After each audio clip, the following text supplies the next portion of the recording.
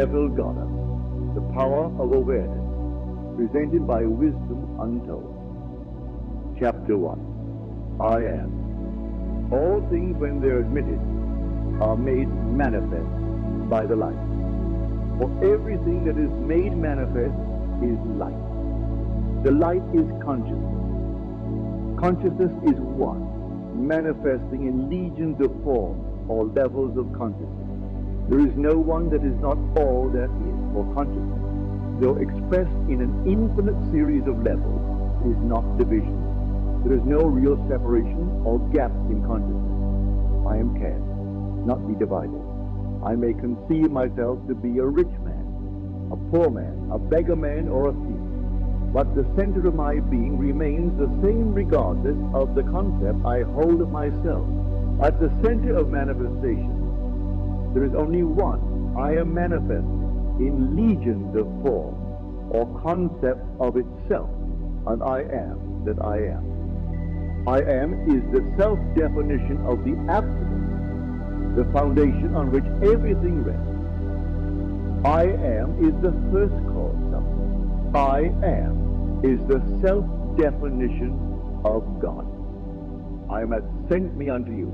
I am that I am. Be still and know that I am God. I am is a feeling of permanent awareness.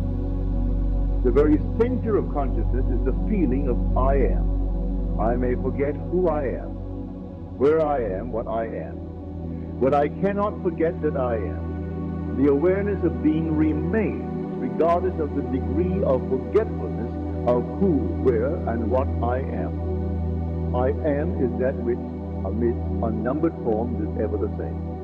This great discovery of cause reveals that, good or bad, man is actually the arbiter of his own fate, and that it is his concept of himself that determines the world in which he lives, and his concept of himself is his reaction to life. In other words, if you are experiencing ill health, knowing the truth about cause, you cannot attribute the illness to anything other than to the particular arrangement of the basic cause substance, an arrangement which was produced by your reactions to life and is defined by your concept, I am unwell. This is why you are told that the weak man say, I am strong. For by his assumption, the cause substance, I am, is rearranged and must therefore manifest that which its rearrangement affirms. This principle governs every aspect of your life, be it social, financial, intellectual, or spiritual. I am is that reality to which, whatever happens, we must turn for explanation of the phenomena of life. It is I am's concept of itself that determines the form and scenery of its existence. Everything depends upon its attitude towards itself. That which it will not affirm as true of itself can not awaken in its world. That is, your concept of yourself, such as I am strong, I am secure, I am loved, determines the world in which you live.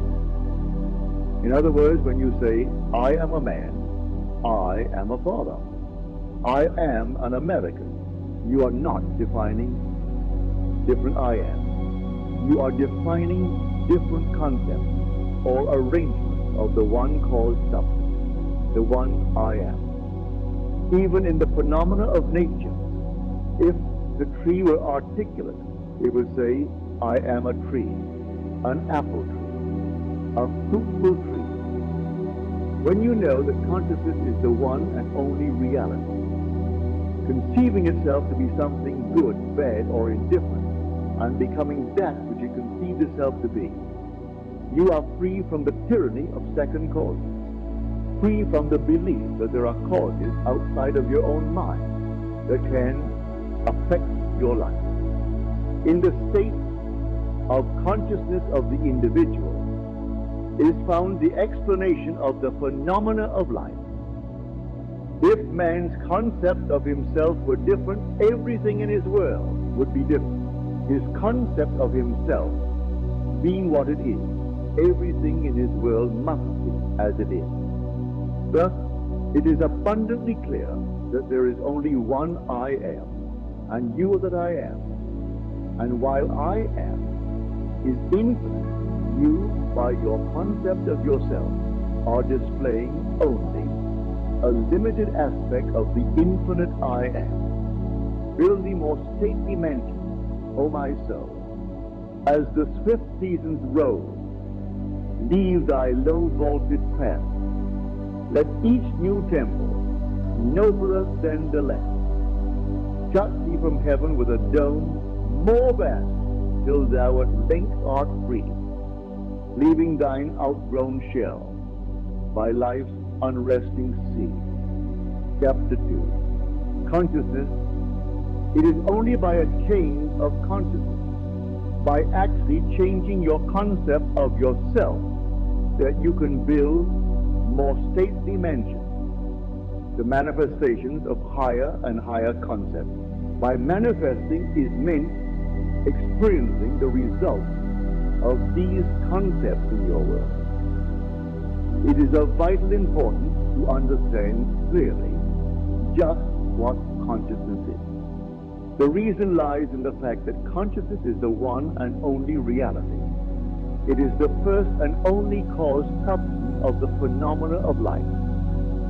Nothing has existence for man save through the consciousness he has of it. Therefore, it is to consciousness you must turn, for it is the only foundation on which the phenomena of life can be explained.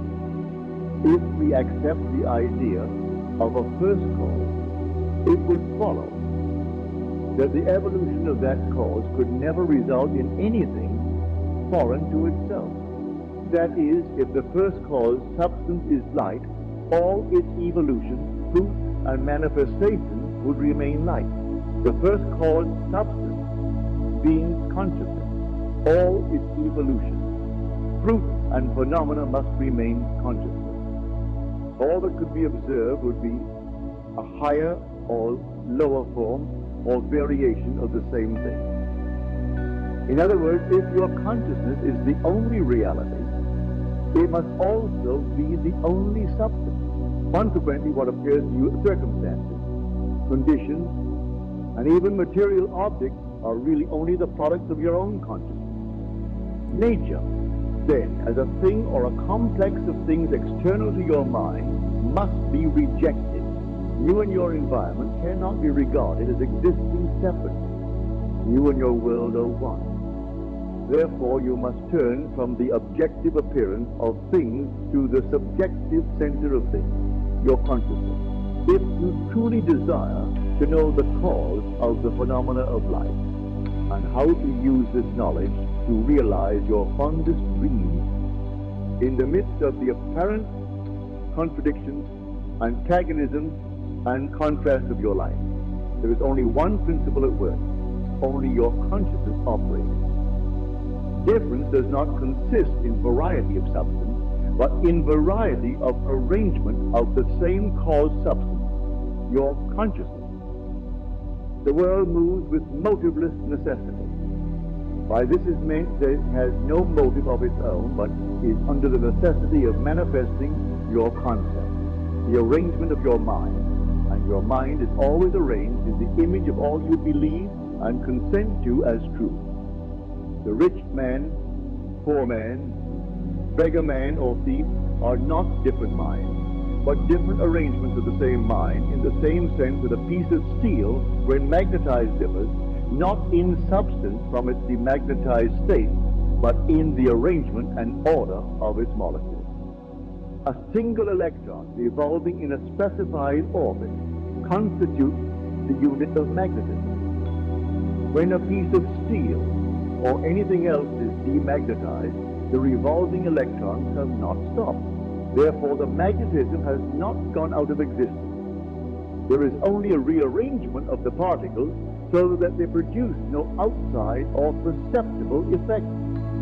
When particles are arranged at random, mixed up in all directions, the substance is said to be demagnetized. But when particles are marshaled in ranks so that a number of them face in one direction, the substance is a magnet.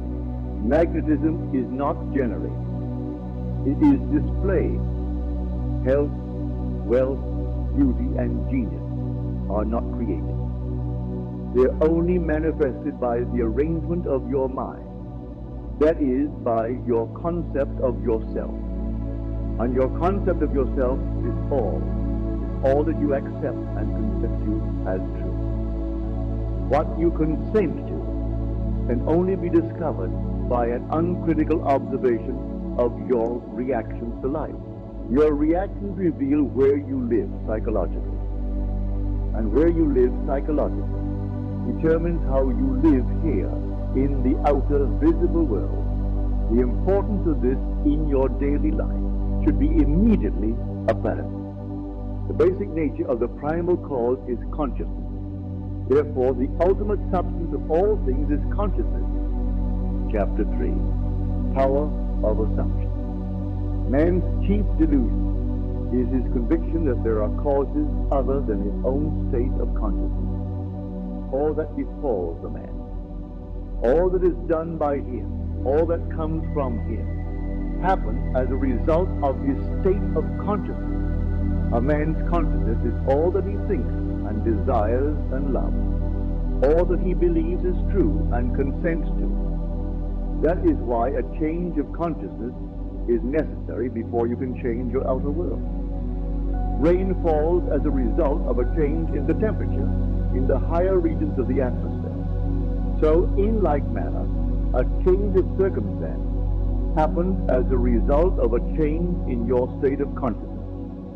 Be ye transformed by the renewing of your mind. To be transformed, the whole basis of your thoughts must change. But your thoughts cannot change unless you have new ideas, or you think from your ideas. All transformation begins with an intense, burning desire to be transformed. The first step in the renewing of the mind is desire. You must want to be different and intend to be before you can begin to change yourself. Then you must make your future dream a present fact. You do this by assuming the feeling of your wish fulfilled. By desiring to be other than what you are, you can create an ideal of the person you want to be and assume that you are already that person. If this assumption is persisted in until it becomes your dominant feeling, the attainment of your ideal is inevitable. The ideal you hope to achieve is always ready for an incarnation, but unless you yourself offer it human parentage, it is incapable of birth. Therefore, your attitude should be one in which, having desired to express a higher state, you alone accept the task of incarnating this new and greater value of yourself. In giving birth to your ideal, you must bear in mind that the methods of mental and spiritual knowledge are entirely different. This is a point that is truly understood by probably not more than one person in a million. You know a thing mentally by looking at it from the outside, by comparing it with other things, by analyzing it and defining it by thinking of it. Whereas you can know a thing spiritually only by becoming it, only by thinking from it. You must be the thing itself and not merely talk about it or look at it. You must be like the moth in search of his idol, the flame, who, spurred with true desire, plunging at once into the sacred fire, folded his wings within till he became one color and one substance with the flame. He only knew the flame who in it burned, and only he could tell who never to tell returned. Just as the moth in his desire to know the flame was willing to destroy himself, so must you, in becoming a new person, be willing to die to your present self. You must be conscious of being healthy if you are to know what health is. You must be conscious of being secure if you are to know what security is. Therefore, to incarnate a new and greater value of yourself, you must assume that you already are what you want to be, and then live by faith in this assumption, which is not yet incarnate in the body of your life, in confidence that this new value or state of consciousness will become incarnated through your absolute fidelity to the assumption that you are that which you desire to be. This is what wholeness means, what integrity means. They mean submission of the whole self to the feeling of the wish fulfilled in certainty that that new state of consciousness is the renewing of mind which transforms. There is no order in nature corresponding to this willing submission of the self to the ideal beyond the self. Therefore, it is the height of folly to expect the incarnation of a new and greater concept of self to come about by natural evolutionary process. That which requires a state of consciousness to produce its effect obviously cannot be effective without such a state of consciousness. And in your ability to assume the feeling of a greater life, to assume a new concept of yourself, you possess what the rest of nature does not possess. Imagination, the instrument by which you create your world. Your imagination is the instrument, the means, whereby your redemption from slavery, sickness, and poverty is effected.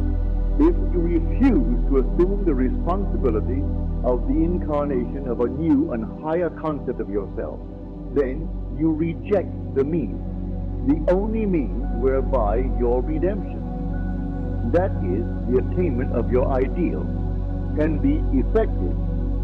Imagination is the only redemptive power in the universe. However, your nature is such that it is optional to you. Whether you remain in your present concept of yourself, a hungry being longing for freedom, health, and security, or choose to become the instrument of your own redemption, imagining yourself as that which you want to be, and thereby satisfying your hunger and redeeming yourself. Or be strong then and brave, pure, patient, and true. The work that is yours, let no other hand do. For the strength from the fountain within, the kingdom of heaven. Chapter 4, Desire. The changes which take place in your life as a result of your changed concept of yourself always appear to the unenlightened to be the result not of a change of your consciousness, but of chance of the cause or coincidence. However, the only fate governing your life is the fate determined by your own concept, your own assumption. For an assumption, though false, if persisted in, will harden into fact. The ideal you seek and hope to attain will not manifest itself, will not be realized by you, until you have imagined that you are already that ideal. There is no escape for you except by a radical psychological transformation of yourself, except by your assumption of the feeling of your wish fulfilled. Therefore, make results or accomplishments the crucial test of your ability to use your imagination. Everything depends on your attitude towards yourself. That which you will not affirm as true of yourself can never be realized by you, for that attitude alone is the necessary condition by which you realize your goal. All transformation is based upon suggestion, and this can work only where you lay yourself completely open to an influence. You must abandon yourself to your ideal as a woman abandons herself to love. For complete abandonment of self to it is the way to union with your ideal. You must assume the feeling of the wish fulfilled until your assumption has all the sensory vividness of reality. You must imagine that you are already experiencing what you desire. That is, you must assume the feeling of the fulfillment of your desire until you are possessed by it. And this feeling clouds all other ideas out of your consciousness. The man who is not prepared for the conscious plunge into the assumption of the wish fulfilled in the faith that it is the only way to the realization of his dream is not yet ready to live consciously by the law of assumption, although there is no doubt that he does live by the law of assumption, unconsciously. But for you who accept this principle and are ready to live by consciously assuming that your wish is already fulfilled, the adventure of life begins. To reach a higher level of being, you must assume a higher concept of yourself. If you will not imagine yourself as other than what you are, then you remain as you are. For if ye believe not that I am he, ye shall die in your sin. If you do not believe that you are he, the person you want to be, then you remain as you are. Through the faithful systematic cultivation of the feeling of the wish fulfilled, desire becomes the promise of its own fulfillment. The assumption of the feeling of the wish fulfilled makes the future dream a present fact. Chapter 5. The truth that sets you free. The drama of life is a psychological one, in which all the conditions, circumstances, and events of your life are brought to pass by your assumptions. Since your life is determined by your assumptions, you are forced to recognize the fact that you are either a slave to your assumptions or their master. To become the master of your assumptions is the key to undream of freedom and happiness. You can attain this mastery by deliberate, conscious control of your imagination. You determine your assumptions in this way. Form a mental image, a picture of the state desired of the person you want to be. Concentrate your attention upon the feeling that you are already that person. First, visualize the picture in your consciousness. Then feel yourself to be in that state as though it actually forms your surrounding world. By your imagination, that which was a mere mental image is changed into a seemingly solid reality. The great secret is a controlled imagination and a well-sustained attention, firmly and repeatedly focused on the object to be accomplished. It cannot be emphasized too much that by creating an ideal within your mental sphere, by assuming that you are already that ideal, you identify yourself with it and thereby transform yourself into its image, thinking from the ideal instead of thinking of the ideal. Every state is already there as mere possibilities, as long as we think of them, but as overpoweringly real when we think from them. This was called by the ancient teachers subjection to the will of God or resting in the Lord. And the only true test of resting in the Lord is that all who do rest are inevitably transformed into the image of that in which they rest, thinking from the wish fulfilled. You become according to your resigned will. And your resigned will is your concept of yourself and all that you consent to and accept as true. You, assuming the feeling of your wish fulfilled and continuing therein, take upon yourself the results of that state. Not assuming the feeling of your wish fulfilled, you are ever free of the results. When you understand the redemptive function of imagination, you hold in your hands the key to the solution of all your problems. Every phase of your life is made by the exercise of your imagination. Determined imagination alone is the means of your progress, of the fulfilling of your dreams. It is the beginning and end of all creation. The great secret is a controlled imagination and a well-sustained attention, firmly and repeatedly focus on the feeling of the wish fulfilled until it fills the mind and crowds all other ideas out of consciousness. What greater gift could be given you than to be told the truth that will set you free? The truth that sets you free is that you can experience in imagination what you desire to experience in reality.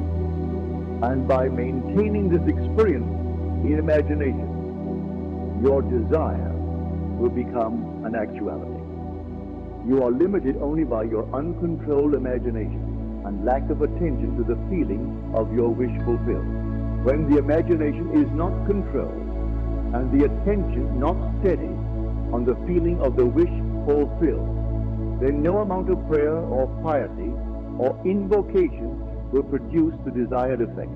When you can call up at will whatsoever image you please, when the forms of your imagination are as vivid to you as the forms of nature, you are master of your fate. You must stop spending your thoughts, your time, and your money.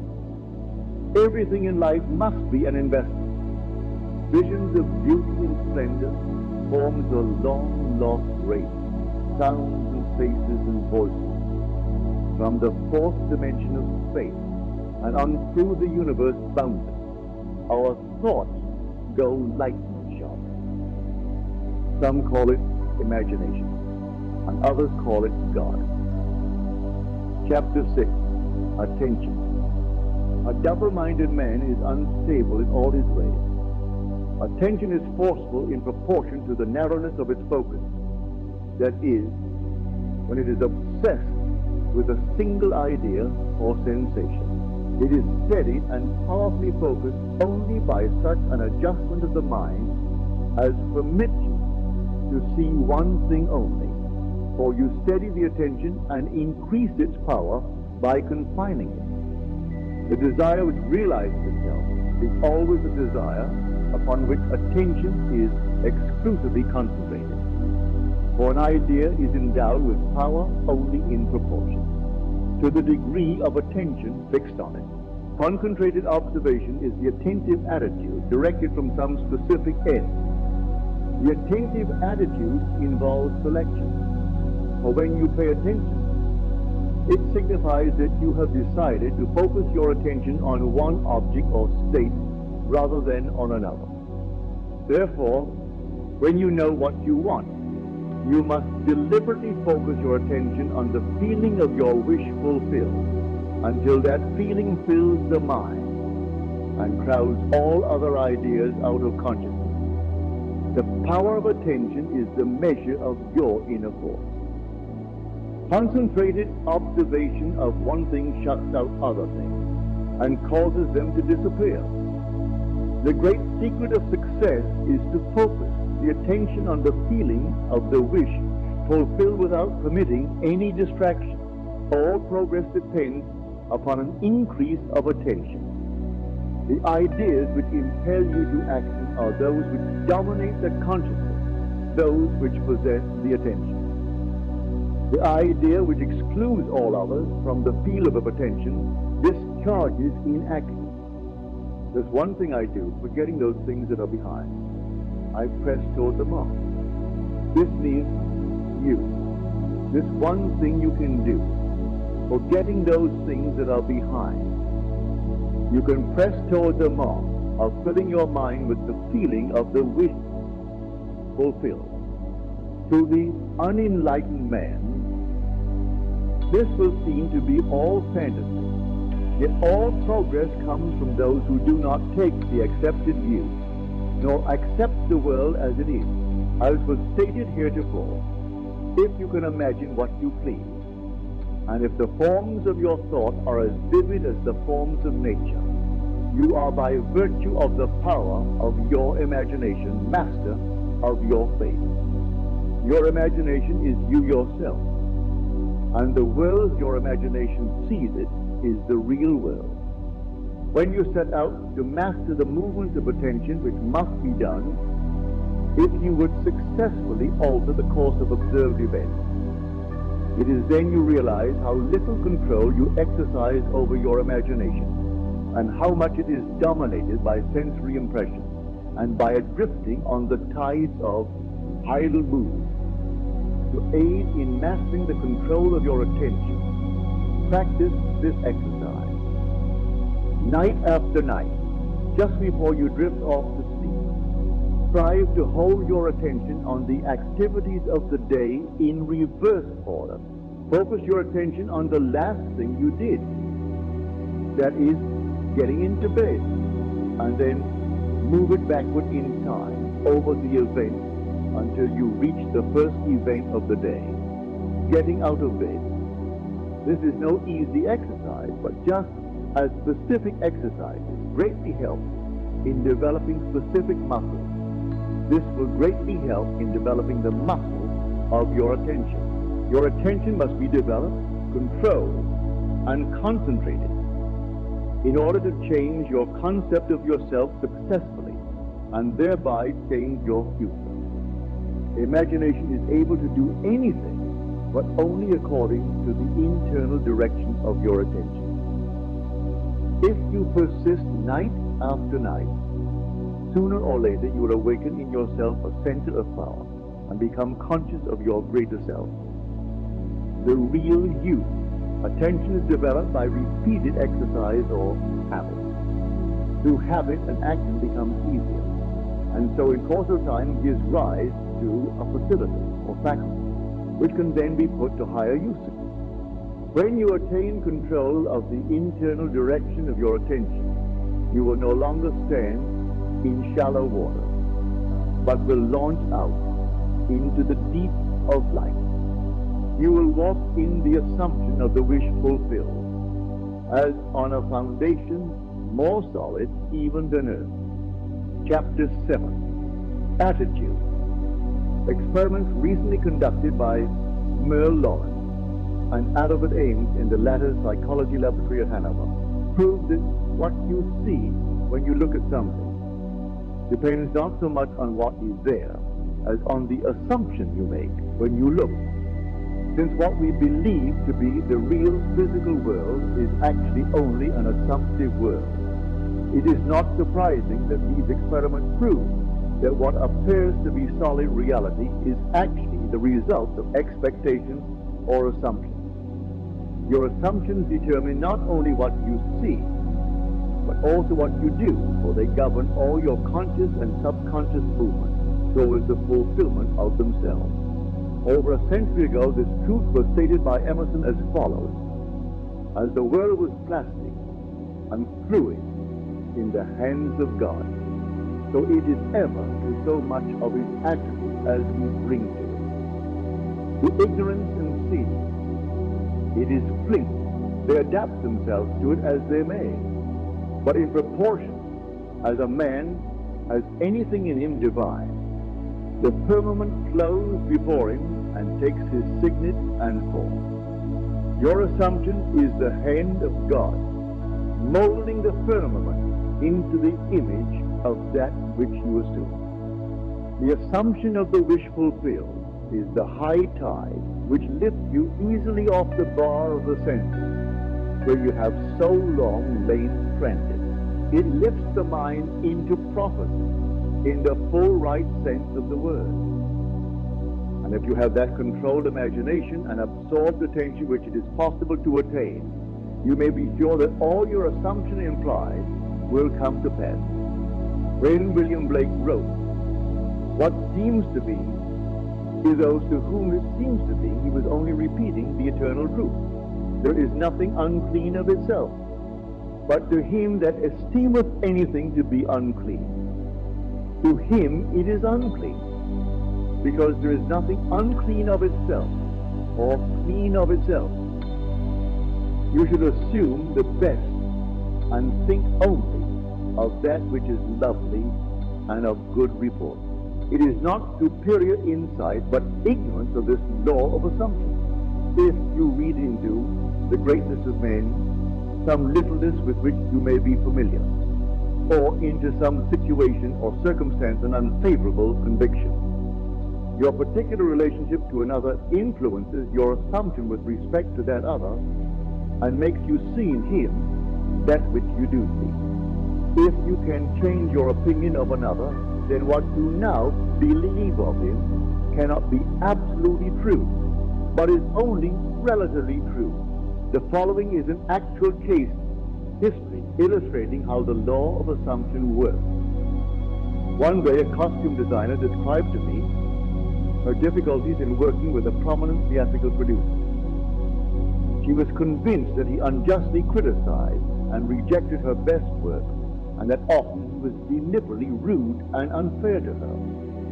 Upon hearing her story, I explained that if she found the other rude and unfair, it was a sure sign that she, herself, was wanting, and that it was not the producer, but herself that was in need of a new attitude. I told her that the power of this law of assumption and its practical application could be discovered only through experience, and that only by assuming that the situation was already what she wanted it to be, could she prove that she could bring about the change desired. Her employer was merely bearing witness, telling her by his behavior what her concept of him was. I suggested that it was quite probable that she was carrying on conversations with him in her mind, which were filled with criticism and recrimination. There was no doubt but that she was mentally arguing with the producer, for others only echo that which we whisper to them in secret. I asked her if it was not true that she talked to him mentally, and if so, what those conversations were like.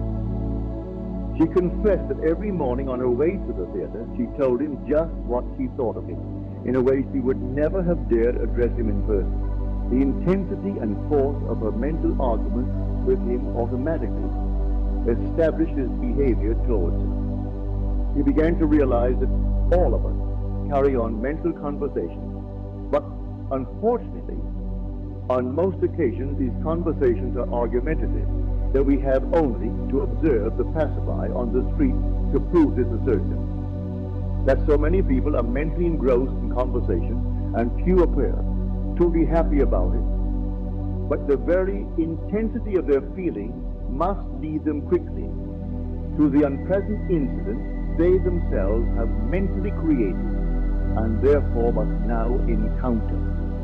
When she realized what she had been doing, she agreed to change her attitude and to live this law faithfully by assuming that her job was highly satisfactory and her relationship with the producer was a very happy one. To do this, she agreed that before going to sleep at night, on her way to work, and at other intervals during the day, she would imagine that he had congratulated her on her fine design, and that she, in turn, had thanked him for his praise and kindness. To her great delight, she soon discovered for herself that her own attitude was the cause of all that befell her. The behavior of her employer miraculously reversed itself, his attitude echoing, as it had always done, that which he had assumed now reflected her changed concept of him. What she did was by the power of her imagination. Her persistent assumption influenced his behavior and determined his attitude toward her. With the passport of desire on the wings of a controlled imagination, she traveled into the future of her own predetermined experience.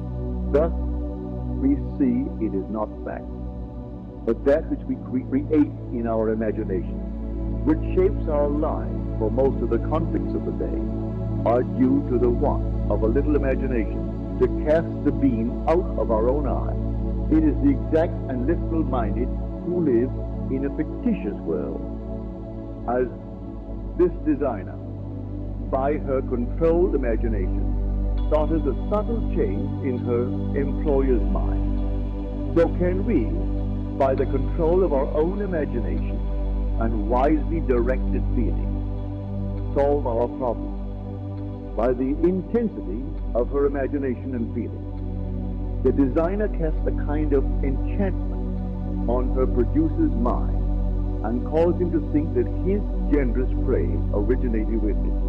Often our most elaborate and original thoughts are determined by another.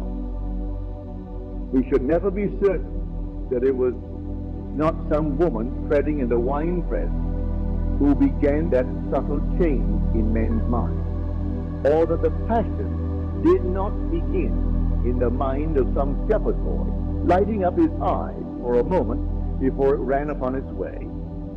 Chapter 8. Renunciation. There is no code of character so dead that it will not glow and flame, if but slightly turned. Resist not evil. Whosoever shall smite thee on thy right cheek, turn to him the other also. There is a great difference between resisting evil and renouncing it. When you resist evil, you give it your attention, you continue to make it real. When you renounce evil, you take your attention from it and give your attention to what you want.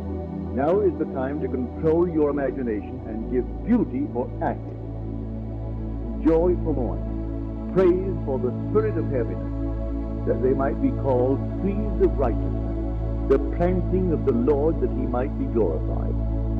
You give beauty for ashes when you concentrate your attention on things as you would like them to be, rather than on things as they are. You give joy for mourning when you maintain a joyous attitude regardless of unfavorable circumstances. You give praise for the spirit of heaviness when you maintain a confident attitude instead of succumbing to despondency. In this quotation, the Bible uses the word tree as a synonym for man. You become a tree of righteousness when the above mental states are a permanent part of your consciousness. You are a planting of the Lord when all your thoughts are true thoughts. He is I am as described in chapter 1. I am is glorified when your highest concept of yourself is manifested. When you have discovered your own controlled imagination to be your savior, your attitude will be completely altered without any diminution of religious feeling, and you will say of your controlled imagination, behold this vine. I found it a wild tree whose wanton strength had swollen into irregular twigs. But I pruned the plant, and it grew temperate in its vain expense of useless leaves, and knotted, as you see, into these clean, full clusters to repay the hand that wisely wounded it. By vine is meant your imagination, which in its uncontrolled state expends its energy in useless or destructive thoughts and feelings. But you, just as the vine is pruned by cutting away its useless branches and roots, prune your imagination by withdrawing your attention from all unlovely and destructive ideas and concentrating on the ideal you wish to attain. The happier, more noble life you will experience will be the result of wisely pruning your own imagination. Yes, be pruned of all unlovely thoughts and feelings, that you may think truly. And thy thought shall the world's famine be. Speak truly, and each word of thine shall be a fruitful seed. Live truly, and thy life shall be a great and noble tree. Chapter 9. Preparing your place, and all mine are thine, and thine are mine. Thrust in thy sickle, and reap. For the time is come for thee to reap. For the harvest of the earth is ripe. All is yours. Do not go seeking for that which you are. Appropriate it, claim it, assume it. Everything depends upon your concept of yourself. That which you do not claim as true of yourself cannot be realized by you. The promise is, whosoever hath, to him it shall be given, and he shall have more abundance. But whosoever hath not, from him shall be taken away even that which he seemeth to have. Hold fast in your imagination to all that is lovely, good report, for the lovely and the good are essential in your life, if it is to be worthwhile. Assume it. You do this by imagining that you already are what you want to be, and already have what you want to have. As a man thinketh in his heart, so is he. Be still and know that you are that which you desire to be, and you will never have to search for it. In spite of your appearance of freedom of action, you obey, as everything else does. the law of assumption. Whatever you may think of the question of free will, the truth is your experiences throughout your life are determined by your assumptions, whether conscious or unconscious. An assumption builds a bridge of incidents that lead inevitably to the fulfillment of itself. Man believes the future to be the natural development of the past, but the law of assumption clearly shows that this is not the case. Your assumption places you psychologically where you are not physically. Then your senses pull you back from where you were psychologically to where you are physically. It is these psychological forward motions that produce your physical forward motions in time. Precognition permeates all the scriptures of the world. In my Father's house are many mansions. If it were not so, I would have told you. I go to prepare a place for you. And if I go and prepare a place for you, I will come again and receive you unto myself, that where I am, there you may be also.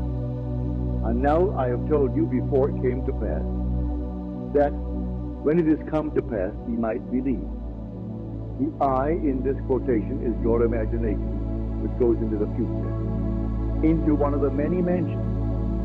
Mansion is the state design. Telling of an event before it occurs physically is simply feeling yourself into the state desired until it has the tone of reality. You go and prepare a place for yourself by imagining yourself into the feeling of your wish fulfilled. Then you speed from the state of the wish fulfilled, where you have not been physically, back to where you were physically a moment ago. Then with an irresistible forward movement, you move forward across a series of events to the physical realization of your wish, that where you have been in imagination, there you will be in the flesh also, unto the place from whence the rivers come, thither they return again. Chapter 10. Creation. I am God, declaring the end from the beginning, and from ancient times things that are not yet done. Creation is finished. Creativeness is only a deeper receptiveness for the entire contents of all time and all space, while experience in a time sequence actually coexists in an infinite and eternal now. In other words, all that you ever have been or ever will be. In fact, all that mankind ever was or ever will be exists now. This is what is meant by creation. And the statement that creation is finished means nothing is ever to be created. It is only to be manifested. What is called creativeness is only becoming aware of what already is. You simply become aware of increasing portions of that which already exists. The fact that you can never be anything that you are not already, or experience anything not already existing, explains the experience of having an acute feeling of having heard before what is being said, or having met before the person being met for the first time, or having seen before a place or things being seen for the first time. The whole creation exists in you, and it is your destiny to become increasingly aware of its infinite wonders and to experience ever greater and grander portions of it. If creation is finished and all events are taking place now, the question that springs naturally to the mind is what determines your time track. That is, what determines the events which you encounter. And the answer is your concept of yourself. Concepts determine the route that attention follows. Here is a good test to prove this fact. Assume the feeling of your wish fulfilled and observe the route that your attention follows. You will observe that as long as you remain faithful to your assumption, so long will your attention be confronted with images clearly related to that assumption. For example, If you assume that you have a wonderful business, you will notice how, in your imagination, your attention is focused on incident after incident. Relating to that assumption, friends congratulate you, tell you how lucky you are. Others are envious and critical. From there, your attention goes to larger office, bigger bank balance, and many other similarly related events. Persistence in this assumption will result in actually experiencing, in fact, that which you assume. The same is true regarding any concept. If your concept of yourself is that you are a failure, you will encounter in your imagination a whole series of incidents in conformance to that concept. Thus, it is clearly seen how you, by your concept of yourself, determine your present, that is, the particular portion of creation which you now experience, and your future, that is, the particular portion of creation which you will experience. Chapter 11. Interference. You are free to choose the concept you will accept of yourself. Therefore, you possess the power of intervention, the power which enables you to alter the course of your future. The process of rising from your present concept to a higher concept of yourself is the means of all true progress. The higher concept is waiting for you to incarnate it in the world of experience. Now unto him that is able to do exceeding abundantly, above all that we ask or think, according to the power that worketh in us, unto him be glory. Him that is able to do more than you can ask or think is your imagination. And the power that worketh in us is your attention. Understanding imagination to be him that is able to do all that you ask, and attention to be the power by which you create your world, you can now build your ideal world. Imagine yourself to be the ideal you dream of and desire. Remain attentive to this imagined state, and as fast as you completely feel that you are already this ideal, it will manifest itself as reality in your world.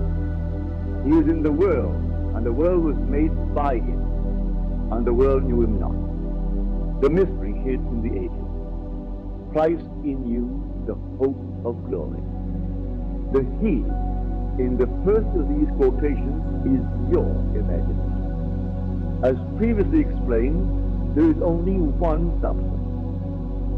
This substance is consciousness. It is your imagination which forms this substance into concepts, which concepts are then manifested as conditions, circumstances, and physical objects. Thus, imagination made your world, the supreme truth, which but you accept as man is not conscious of. The mystery, Christ in you, referred to in the second quotation, is your imagination, by which your world is molded. The hope of glory is your awareness of the ability to rise perpetually to higher levels.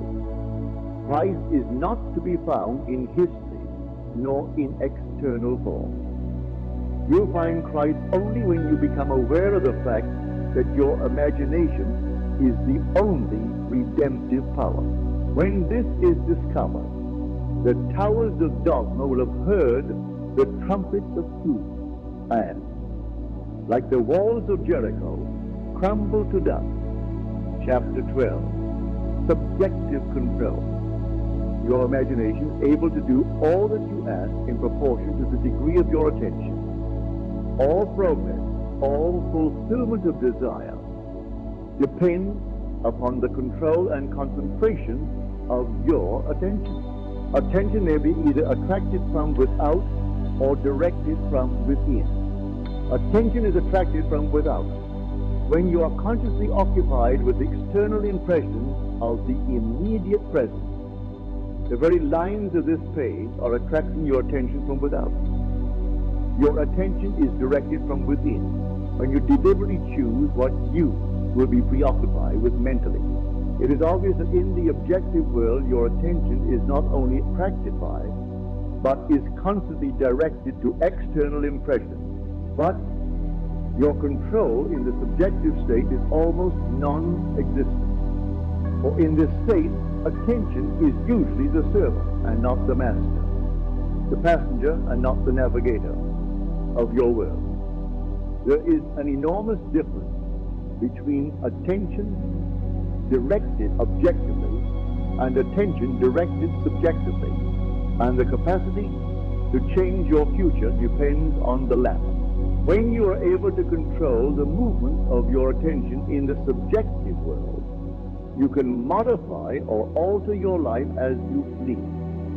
But this control cannot be achieved if you allow your attention to be attracted constantly from without.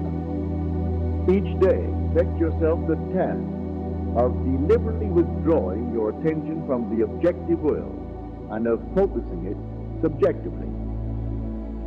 In other words, concentrate on those thoughts or moods which you deliberately determine. Then those things that now restrict you will fade and drop away. The day you achieve control of the movements of your attention in the subjective world, you are master of your fate. You will no longer accept the dominance of outside conditions or circumstances. You will not accept life on the basis of the world without. Having achieved control of the movement of your attention and having discovered the mystery hid from the ages, that Christ in you is your imagination, you will assert the supremacy of imagination and put all things in subjection to it. Chapter 13, Acceptance. Man's perceptions are not bounded by organs of perception. He perceives more than sense, though ever so acute, can discover. However much you seem to be living in a material world, you're actually living in a world of imagination. The outer physical events of life are the fruit of forgotten blossoms, time, result of previous and usually forgotten.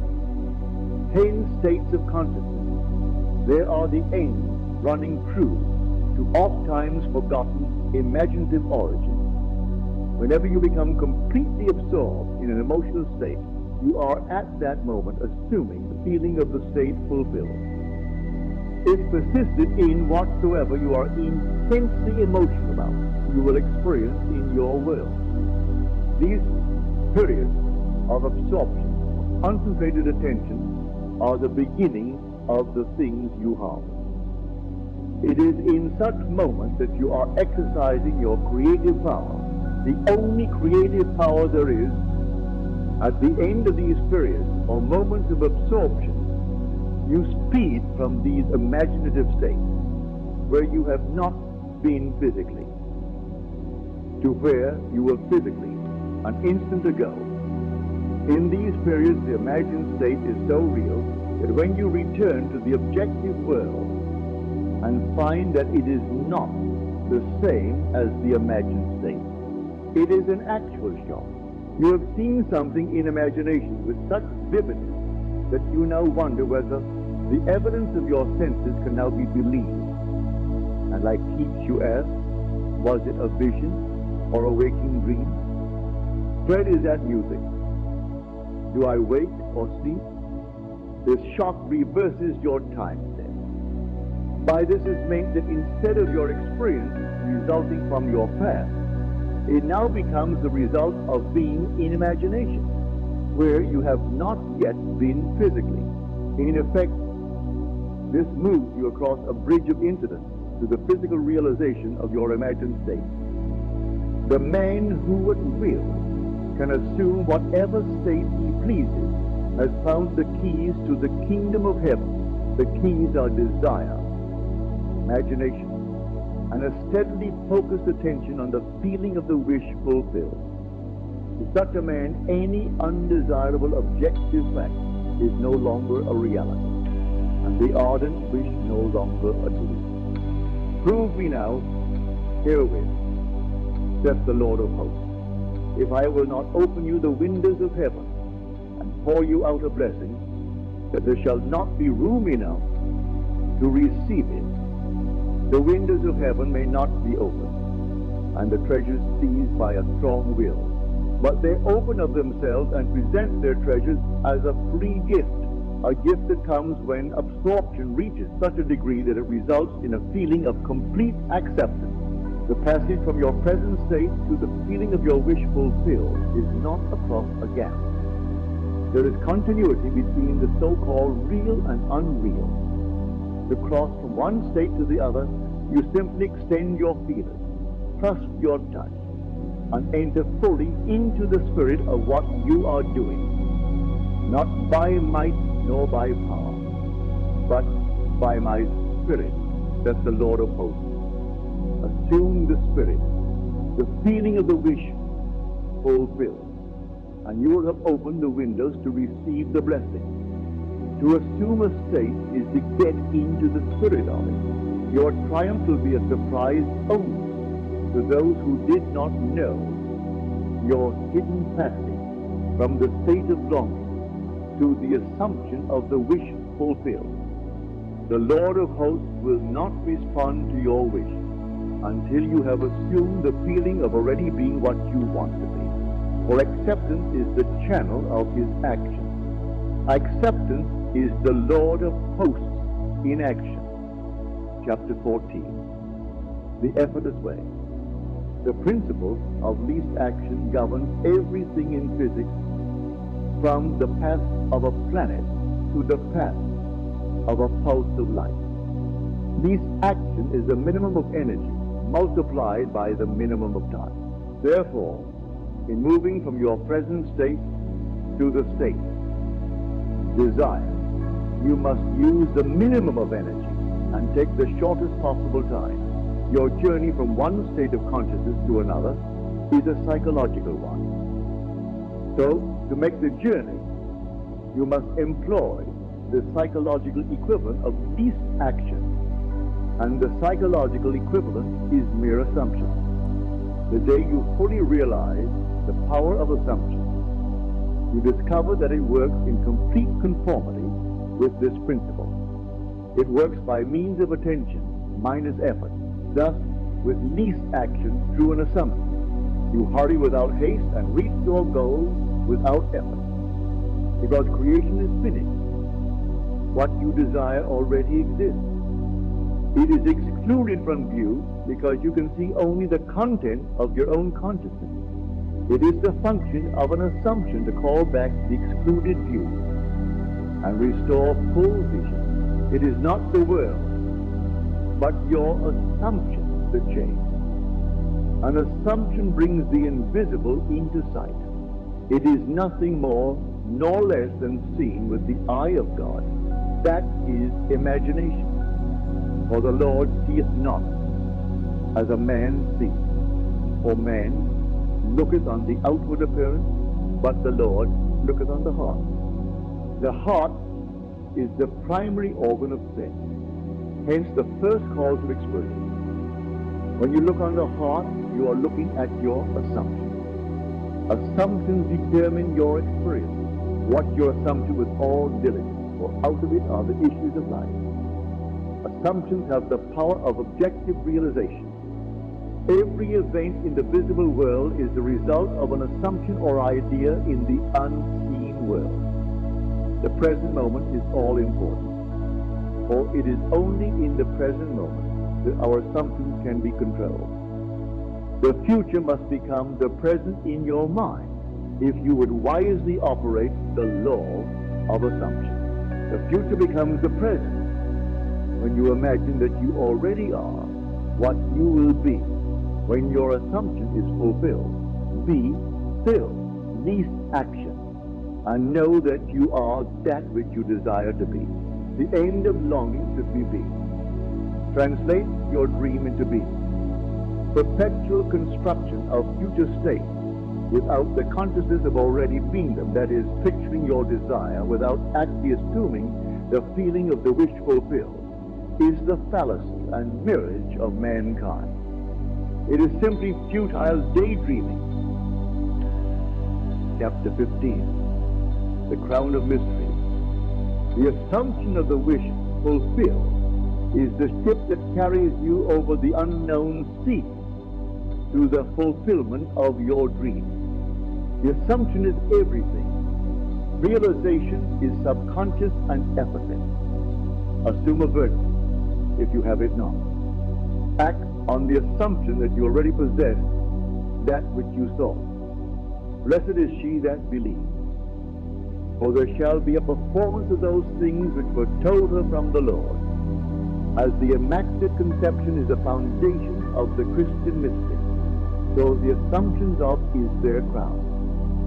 Psychologically, the Immaculate Conception means the birth of an idea in your own consciousness unaided by another. For instance, when you have a specific wish or hunger or longing, it is an immaculate conception in the sense that no physical person or thing plants it in your mind. It is self-conceived. Every man is the Mary of the Immaculate Conception and birth to his idea of us. The assumption is the crown of the mysteries because it is the highest use of consciousness. When in imagination you assume the feeling of the wish fulfilled, you are mentally lifted up to a higher level. When, through your persistence, this assumption becomes actual fact, you automatically find yourself on a higher level. That is, you have achieved your desire in your objective world. Your assumption guides all your conscious and subconscious movements towards its suggested end. So inevitably that it actually dictates the event. The drama of life is a psychological one, and the whole of it is written and produced by your assumption. Learn the art of assumption, for only in this way can you create your own happiness. Chapter 16. Personal impotence, self-surrender, is essential, and by that is meant the confession of personal impotence. I can of mine own self do nothing.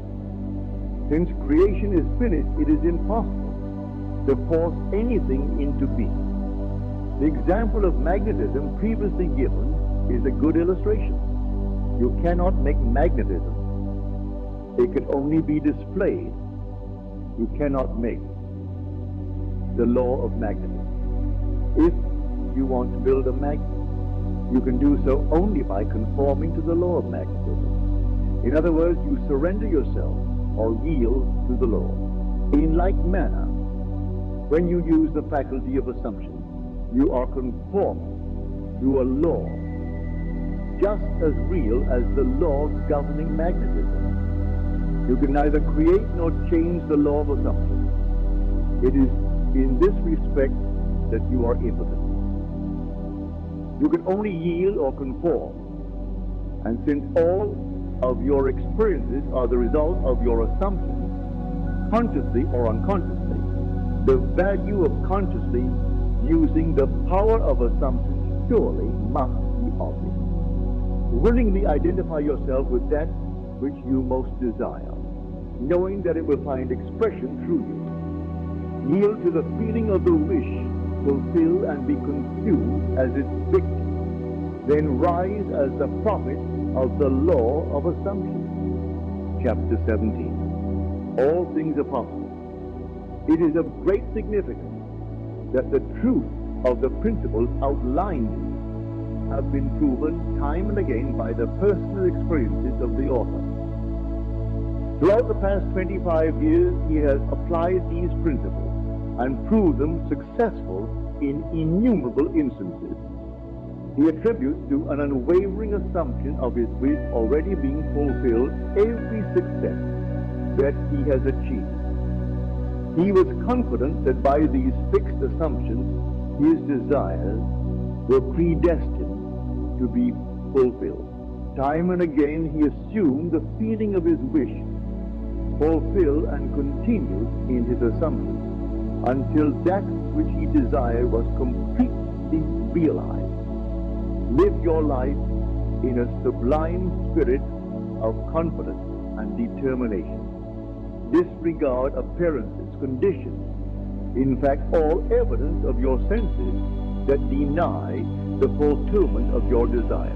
Rest in the assumption that you are already what you want to be. For in that determined assumption, you and your infinite being are merged in creative unity. And with your infinite being, God. All things are possible. God never fails. For who can say his hand or say unto him, what doest thou? Through the mastery of your assumptions, you are in very truth enabled to master life. It is thus that the ladder of life is ascended. Thus, the ideal is realized. The clue to the real purpose of life is to surrender yourself to your ideal with such awareness of its reality that you begin to live the life of the ideal and no longer your own life as it was prior to this surrender. You call the things that are not seen as though they were, and the unseen becomes seen. Each assumption has its corresponding world. If you are truly observant, you will notice the power of your assumptions to change circumstances which appear wholly immutable. You, by your conscious assumptions, determine the nature of the world in which you live. Ignore the present state and assume the wish fulfilled. Same it will respond. The law of assumption is the means by which the fulfillment of your desires may be realized. Every moment of your life, consciously or unconsciously, you are assuming a feeling. You can no more avoid assuming a feeling than you can avoid eating and drinking. All you can do is control the nature of your assumption. Thus, it is clearly seen that the control of your assumption is the key. You now hold to an ever-expanding, happier, more noble life. Chapter 18. Be ye doers.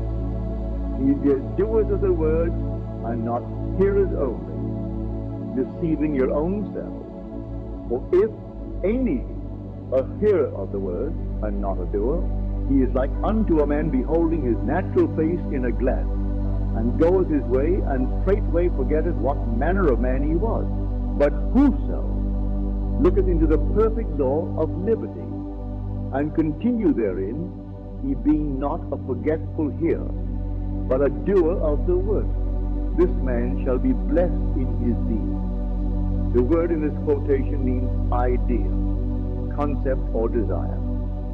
You deceive yourself by hearing only when you expect your desire to be fulfilled through mere wishful thinking.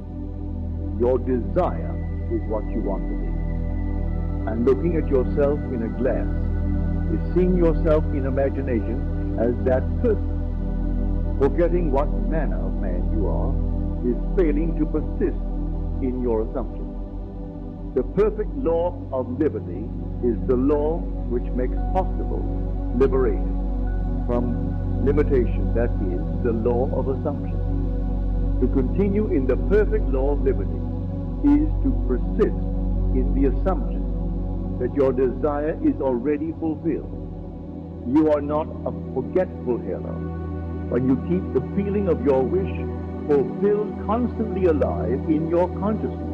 This makes you a doer of the work, and you are blessed in your deed by the inevitable realization of your desire. You must be doers of the law of assumption.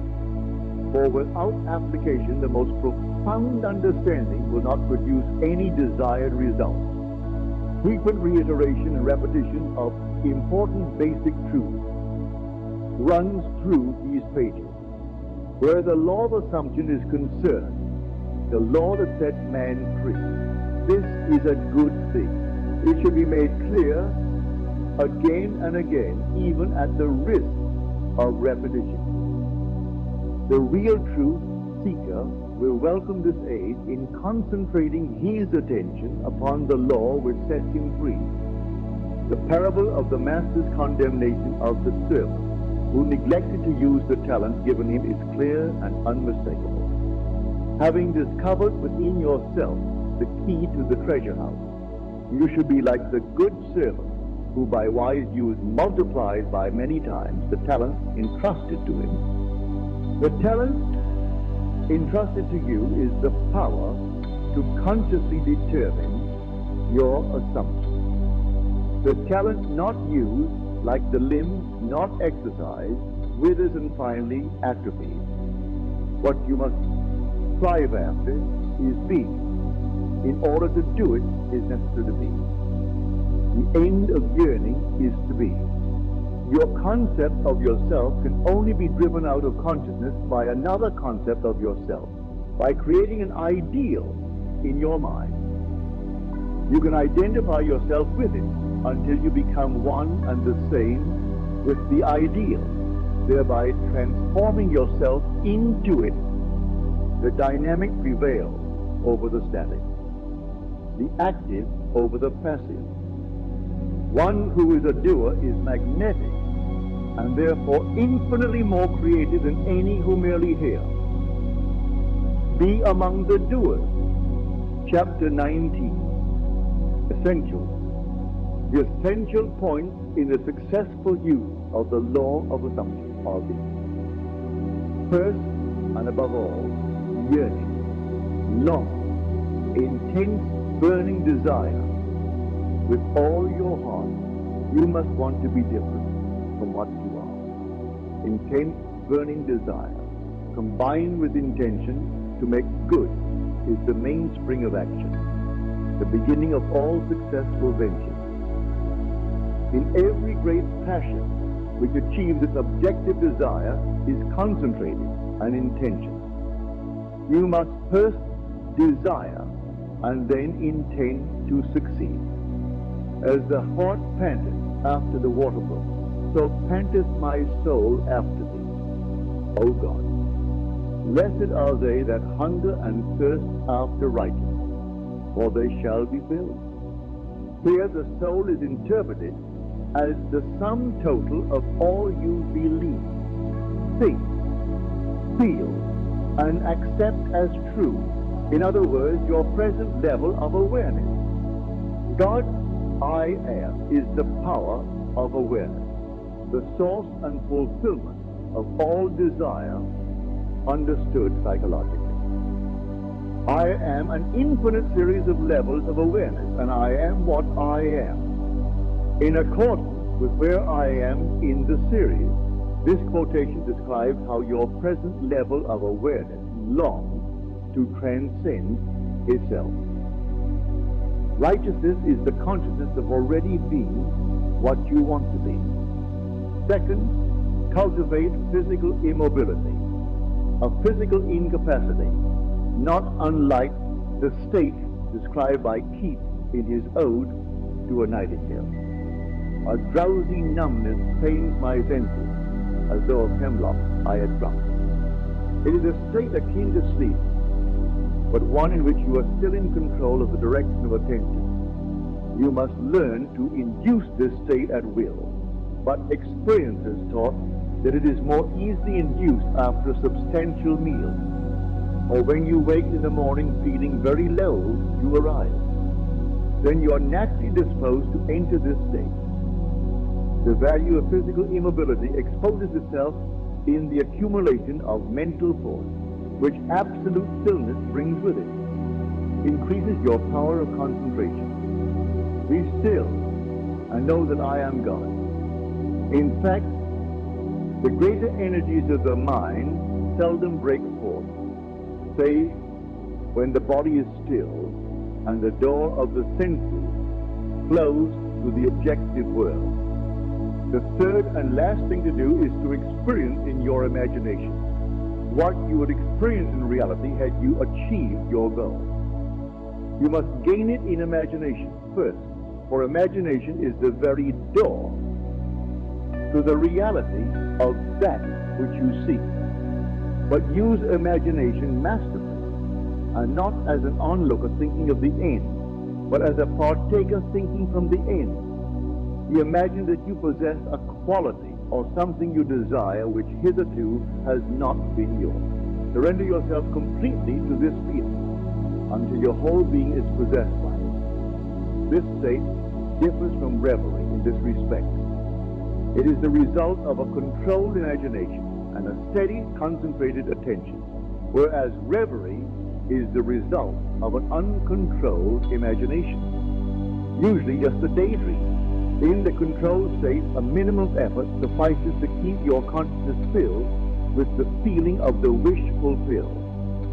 The physical and mental immobility of this state is a powerful aid to voluntary attention and a major factor of minimum effort. The application of these 3 points. First, desire. Second, physical immobility. Third, the assumption of the wish already fulfilled is the way to enrungment or union with your objective. The first point is thinking of the end with intention to realize it. The third point is thinking from the end with the feeling of accomplishment. The secret of thinking from the end is to enjoy being it. The minute you make it pleasurable and imagine that you are it, you start thinking from the end. One of the most prevalent misunderstandings is that this law works only for those having a devout or a religious objective. This is a fallacy. It works just as impersonally as the law of electricity works. It can be used for greedy, selfish purposes as well as noble ones. But it should always be borne in mind that ignoble thoughts and actions inevitably result in unhappy consequences. Chapter 20. Righteousness. In the preceding chapter, righteousness was defined as the consciousness of already being what you want to be. This is the true psychological meaning and obviously does not refer to adherence to moral code, civil law, or religious precepts. You cannot attach too much importance to being righteous. In fact, the entire Bible is permeated with admonition and exhortations on this subject. Break off thy sin by righteousness. My righteousness I hold fast and will not let it go. My heart shall not reproach me so long as I live. My righteousness shall answer for me in time to come. Very often the words sin and righteousness are used in the same quotation.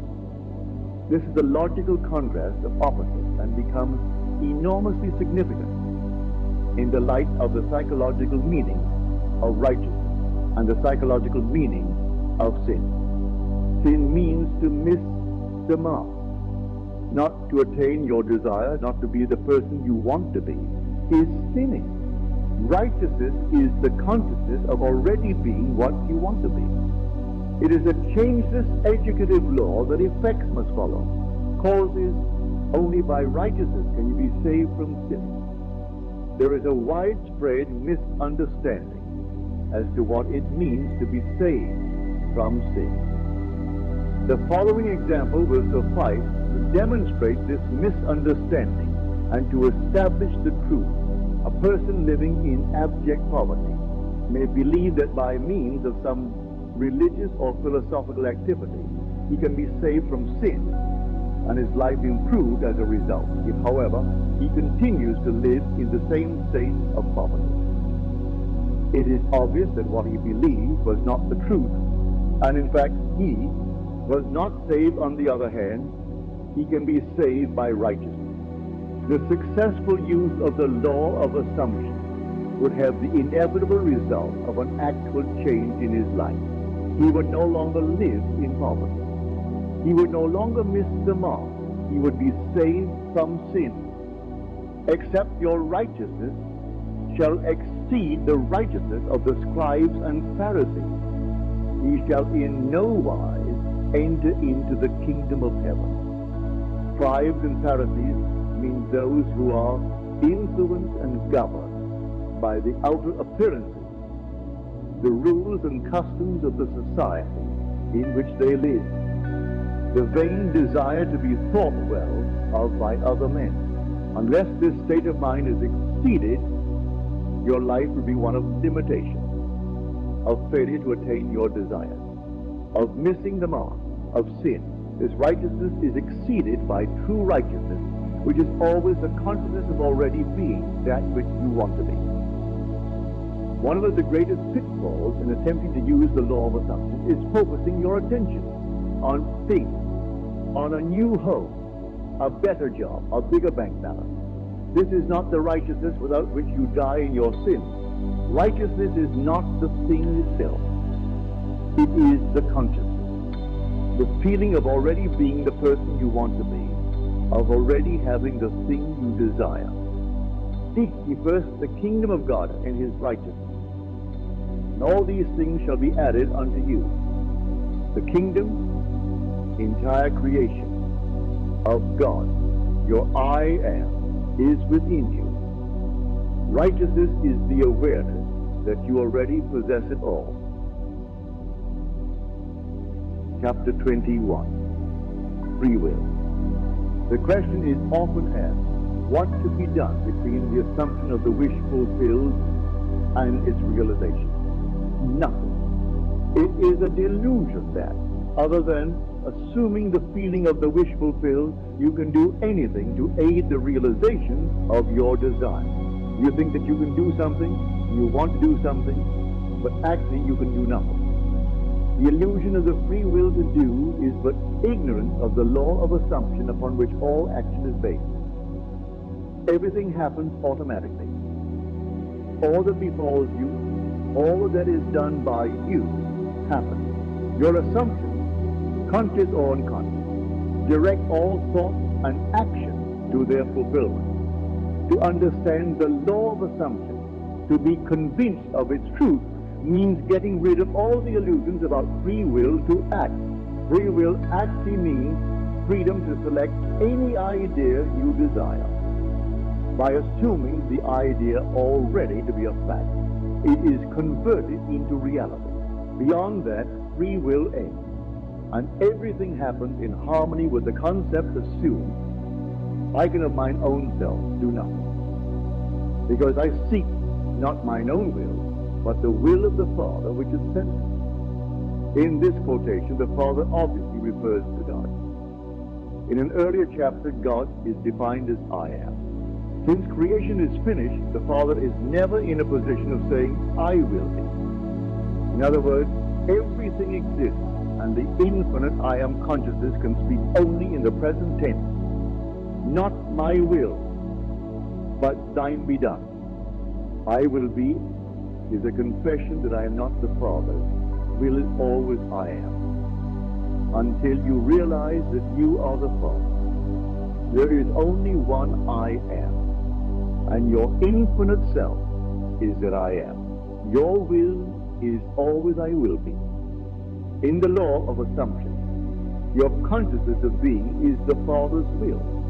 The mere wish without this consciousness is the my will. This great quotation, so little understood, is a perfect statement of the law of assumption. It is impossible to do anything. You must be in order to do. If you had a different concept of yourself, everything would be different. You are what you are, so everything is it is. The events which you observe are determined by the concept you have of yourself. If you change your concept of yourself, the events ahead of you in time are altered, but thus altered, they form again a deterministic sequence starting from the moment of this changed concept. You are a being with powers of intervention, which enable you, by a change of consciousness, to alter the course of observed events. In fact, to change your future. Deny the evidence of the senses and assume the feeling of the wish fulfilled.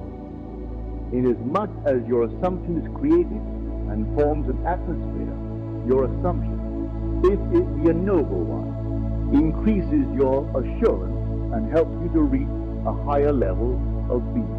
If, on the other hand, your assumption be an unlovely one, it hinders you and makes your downward way swifter. Just as the lovely assumptions create a harmonious atmosphere, So the hard and bitter feelings create a hard and bitter atmosphere. Whatsoever things are pure, just, lovely, of good report. Think on these things. This means to make your assumptions the highest, noblest, happiest concept. There's no better time to start than now. The present moment is always the most opportune in which to eliminate all unlovely assumptions and to concentrate only on the good, as well as yourself. Claim for others their divine inheritance. See only their good and the good in them. Stir the highest in others the confidence and self-assertion by your sincere assumption of their good, and you will be their prophet and their healer. For an inevitable fulfillment awaits all the same assumptions. You win by assumption what you can never win by force. An assumption is a certain motion of consciousness. This motion, like all motion, exercises an influence on the surrounding substance, causing it to take the shape of echo and reflect the assumption. A change of fortune is a new direction and outlook, merely a change in arrangement of the same mind substance, consciousness. If you would change your life, you must begin at the very source, with your own basic concept of self. Outer change, becoming part of organizations, political bodies, religious bodies, is not enough. The cause goes deeper. The essential change must take place in yourself, in your own concept of self. You must assume that you are what you want to be, and continue therein, for the reality of your assumption has its being in complete independence of objective facts, and will clothe itself in flesh if you persist in the feeling of the wish fulfilled. When you know that assumption, if persisted in, harden into fact, then events which seem to the uninitiated mere accidents will be understood by you to be the logical and inevitable effect of your assumption.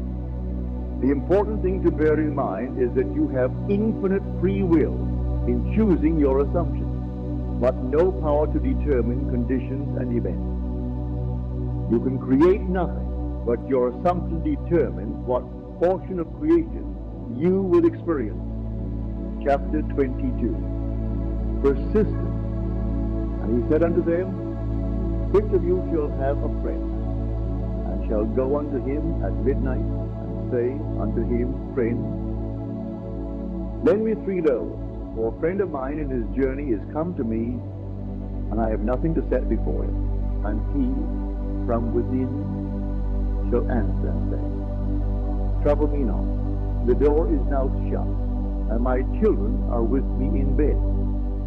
I cannot rise and give thee, I say unto you, though he will not rise and give him, because he is his friend, yet because of his importunity he will rise and give him as many as he needeth. And I say unto you, ask, and it shall be given you, seek, and ye shall find, knock, and it shall be opened unto you. There are 3 principal characters in this ex-quotation. You and the 2 friends mentioned. The first friend is a desired state of consciousness. The second friend is a desire seeking, fulfillment. 3 is the symbol of wholeness, completion. Loaves symbolize substance. The shut door symbolizes the senses which separate the seen from the unseen. Children in bed means ideas that are dull. Inability to rise means a desired state of consciousness cannot rise to it. You must rise to it. Importunity means demanding persistently, a kind of brazen impotence. Ask, seek, and knock mean assuming the consciousness of already having what you desire. Thus the scriptures tell you that you must persist in rising to it, assuming the consciousness of your wish already being fulfilled. The promise is definite that if you are shameless in your impudence in assuming, that you already have, that which your senses deny, it shall be given unto you. Your desire shall be attained. The Bible teaches the necessity of persistence by the use of many stories. When Jacob sought a blessing from the angel with whom he wrestled, he said, I will not let thee go, except thou bless me. When the Shunammite sought the help of Elisha, he said, as the Lord liveth, and as thy soul liveth, I will not leave thee. And he arose and followed him. The same idea is expressed in another passage. And he spake a parable unto them, that men ought always to pray, and not to faint, saying, there was in a city a judge, which feared not God, neither regarded man. And there was a widow in that city. And she came unto him, saying, avenge me of mine adversary. And he would not for a while. But afterward he said within himself, though I fear not God, nor regard man, yet because this widow troubleth me, I will avenge her, lest she weary me by her continual coming. The basic truth underlying each of these stories is that desire springs from the awareness of ultimate attainment, and that persistence in maintaining the consciousness of the desire already being fulfilled results in its fulfillment. It is not enough to feel yourself into the state of the answered prayer. You must persist in that state. That is the reason for the injunction man ought always to pray and not to faint. Here to pray means to give thanks for already having what you desire. Only persistence in the assumption of the wish fulfilled can cause those subtle changes in your mind which result in the desired change in your life. It matters not whether they be angels, Elisha, or reluctant judges. All must respond in harmony with your persistent assumption. When it appears that people other than yourself in your world do not act toward you as you would like, it is not due to reluctance on their part, but a lack of persistence in your assumption of your life already being as you want it to be. Your assumption to be effective cannot be a single isolated act. It must be a maintained attitude of the wish fulfilled. That maintained attitude that gets you there, so that you think from your wish fulfilled instead of thinking about your wish, is aided by assuming the feeling of the wish fulfilled frequently. It is the frequency, not the length of time, that makes it natural. That to which you constantly return constitutes your truest self. Frequent occupancy of the feeling of the wish fulfilled is the secret of success. Chapter 23, Case History.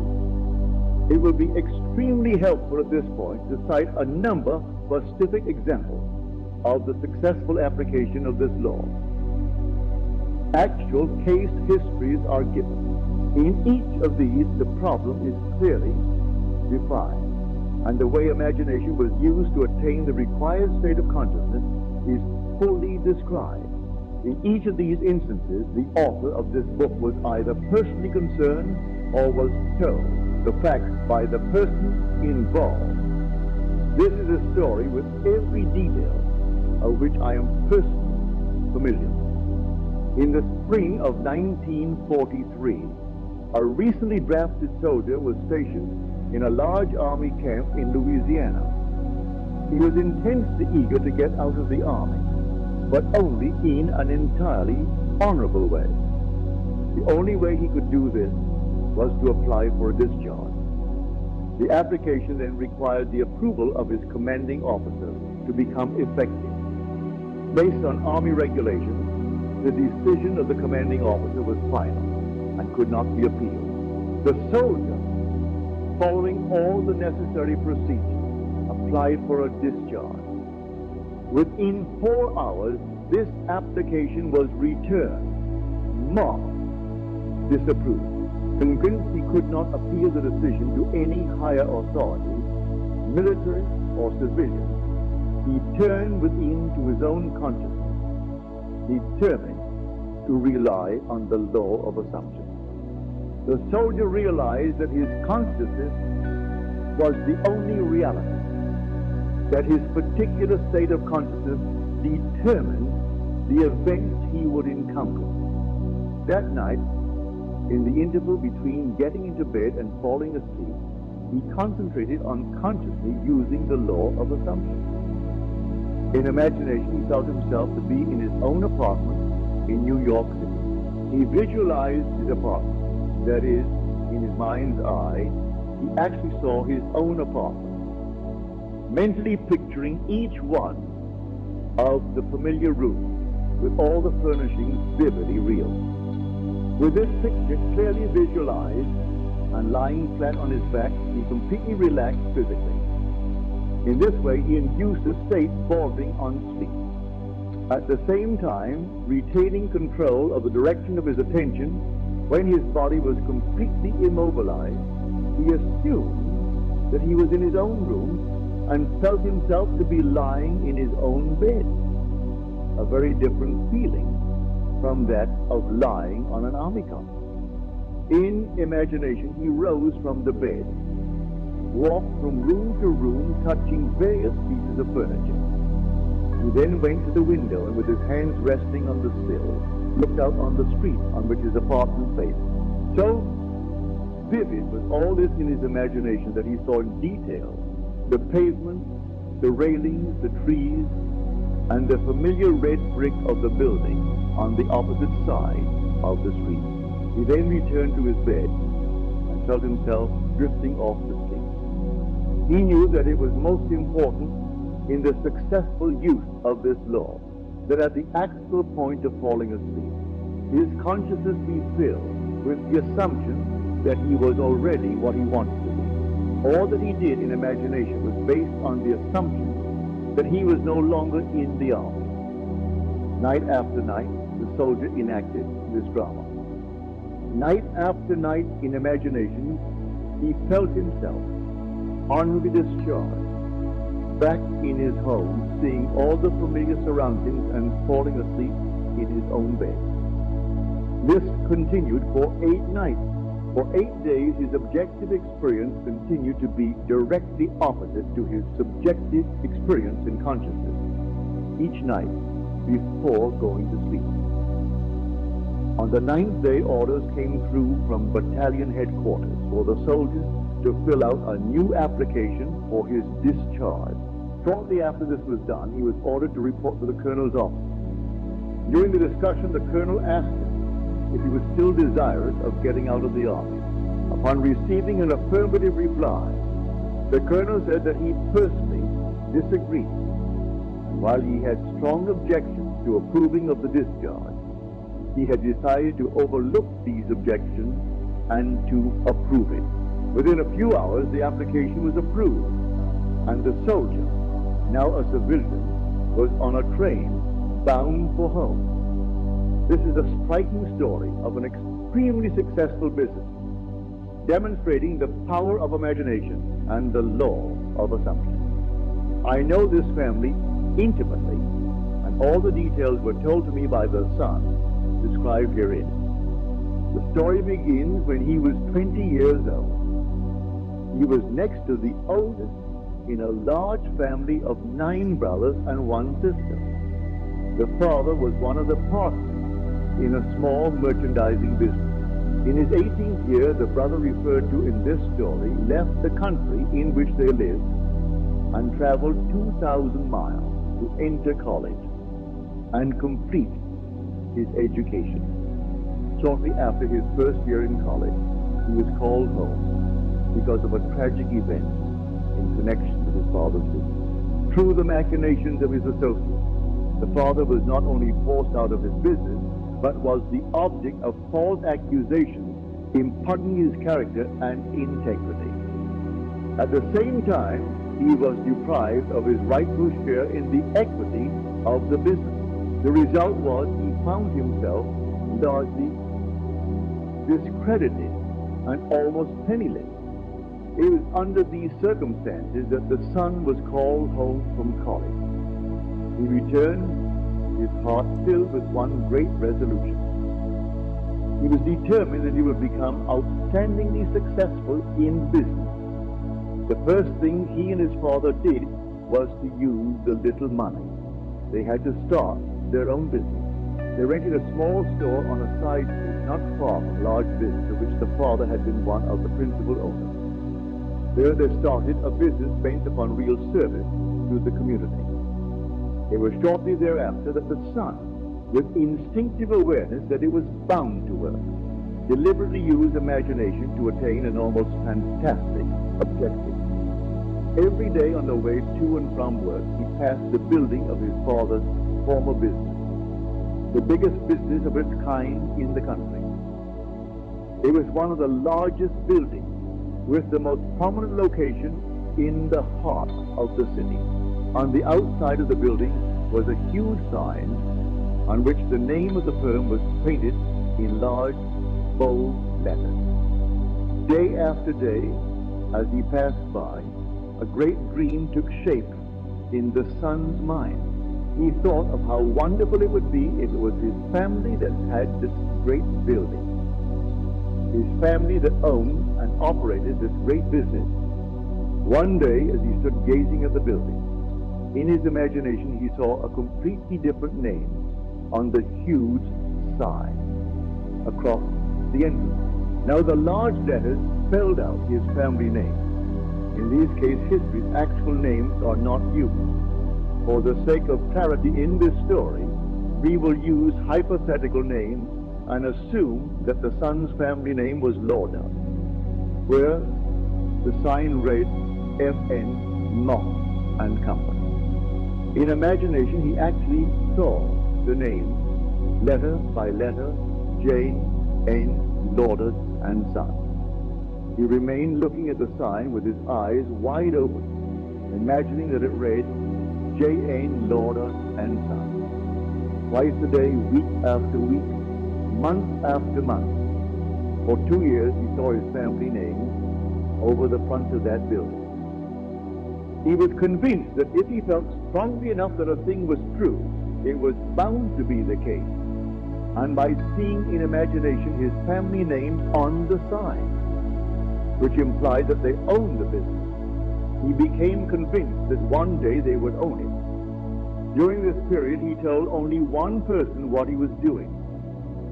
He confided in his mother, who with loving concern tried to discourage him in order to protect him from what might be a great disappointment. Despite this, he persisted day after day. 2 years later, the large company failed, and the coveted building was up for sale.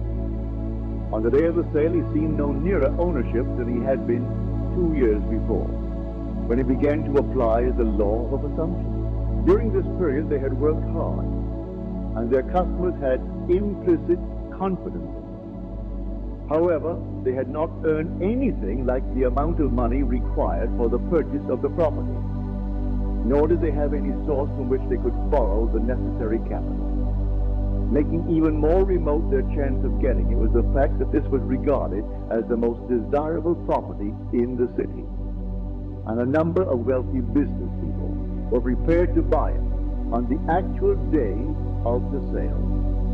To their complete surprise, a man, almost a total stranger, came into their shop and offered to buy the property for them. Due to some unusual conditions involved in this transaction, the son's family could not even make a bid for the property. They thought the man was joking. However, this was not the case. The man explained that he had watched them for some time, admired their ability, believed in their integrity, and that supplying the capital for them to go into business on a large scale was an extremely sound investment for him. That very day, the property was theirs. What the son had persisted in seeing in his imagination was now a reality. The hunch of the stranger was more than justified. Today, this family owned not only the particular business referred to, but owned many of the largest industries in the country in which they live.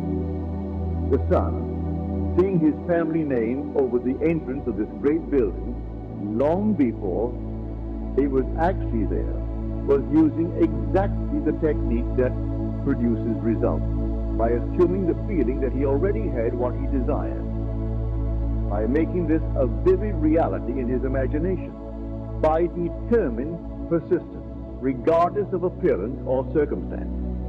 He inevitably caused his dream to become a reality.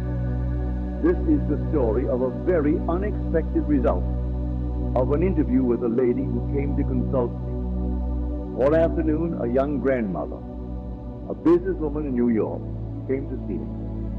She brought along her 9-year-old grandson, who was visiting her from his home in Pennsylvania. In response to her questions, I explained the law of assumption, describing in detail the procedure to be followed in attaining an objective. The boy sat quietly, apparently absorbed in a small toy truck, while I explained to the grandmother the method of assuming the state of consciousness that would be hers were her desire already fulfilled.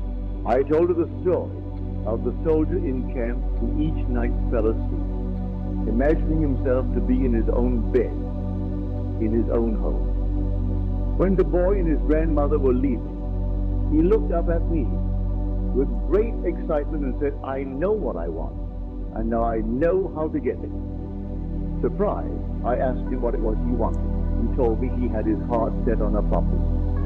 To this, the grandmother vigorously protested, telling the boy that it had been made clear repeatedly that he could not have a dog under any circumstances, that his father and mother would not allow it, that the boy was too young to care for it properly, and furthermore, the father had a deep dislike for dogs.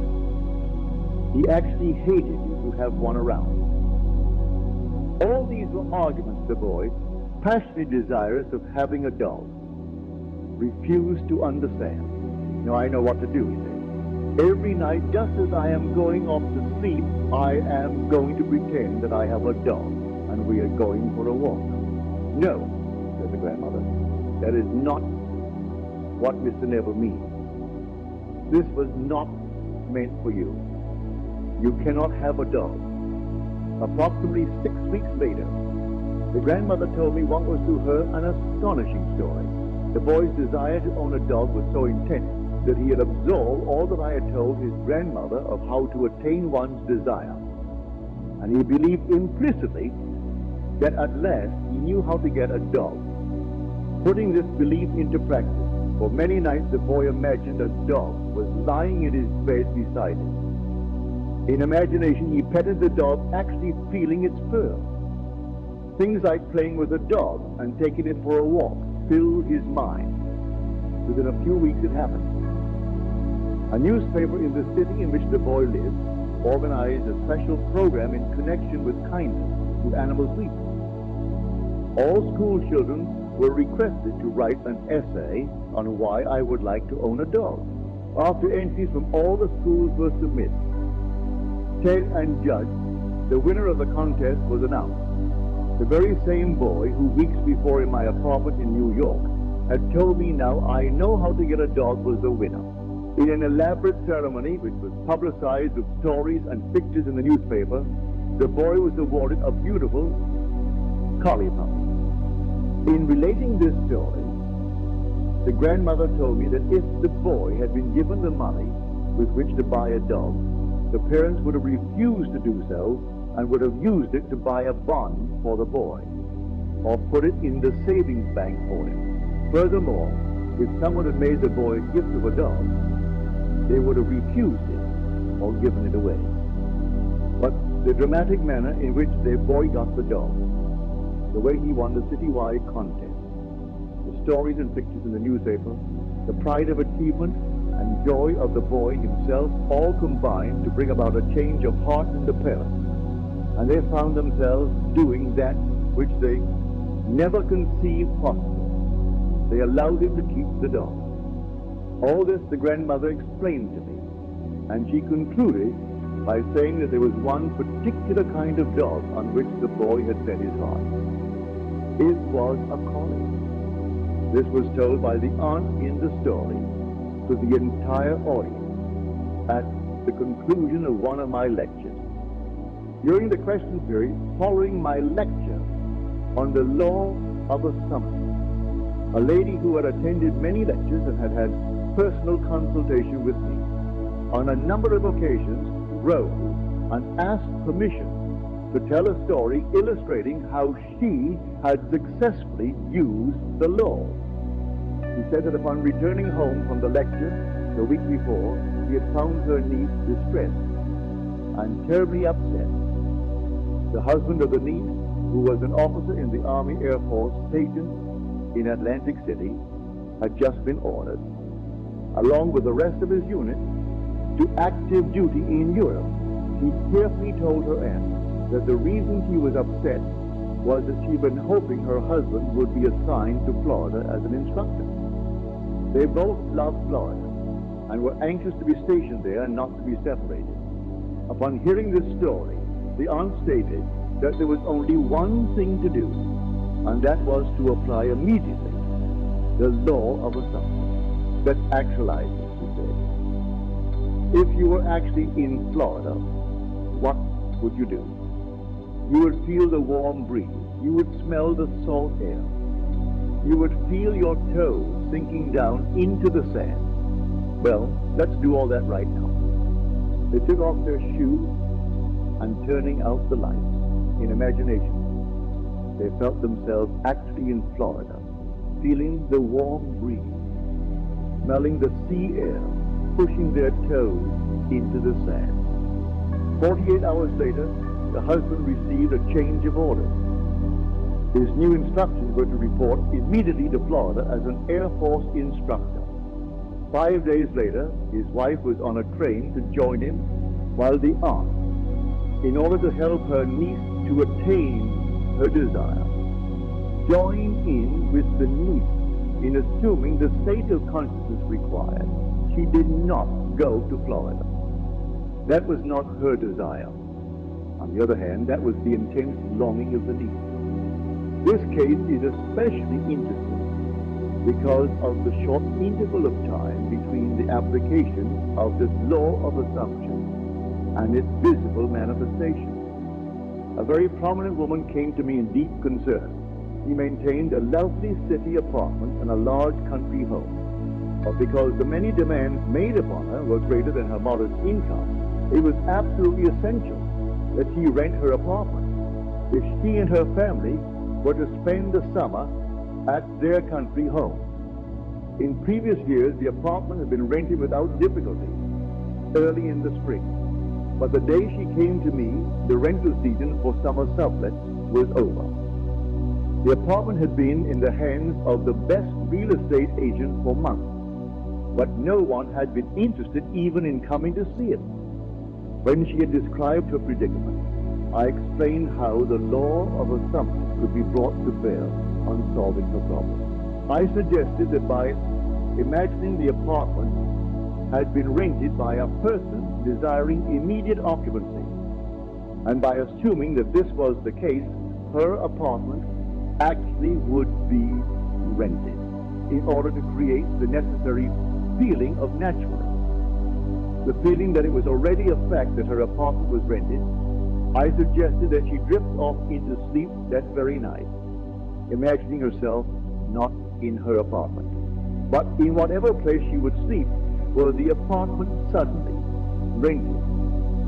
She quickly grasped the idea and said that in such a situation she would sleep in her country home, even though it was not yet open for the summer.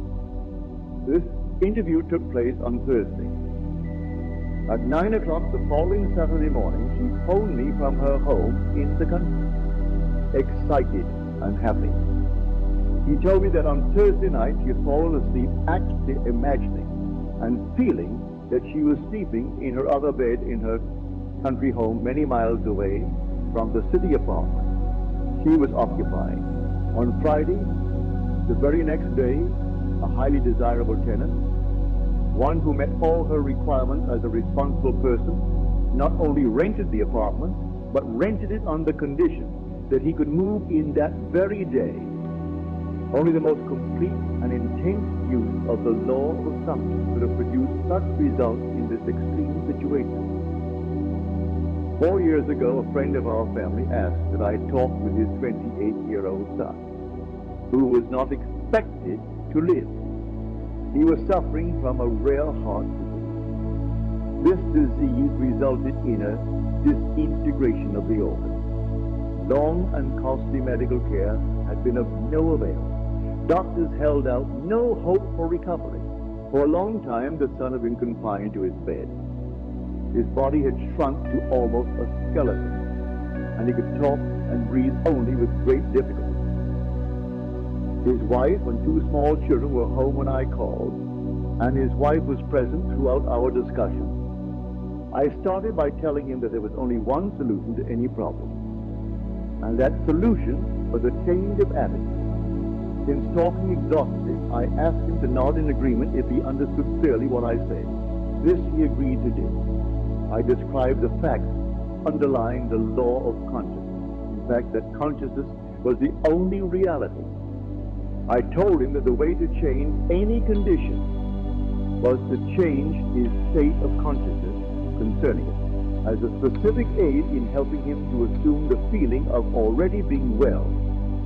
I suggested that in imagination, he see the doctor's face expressing incredulous amazement in finding him recovered, contrary to all reason, from the last stages of an incurable disease, that he see him double-checking in his examination, and hear him saying over and over, "It's a miracle.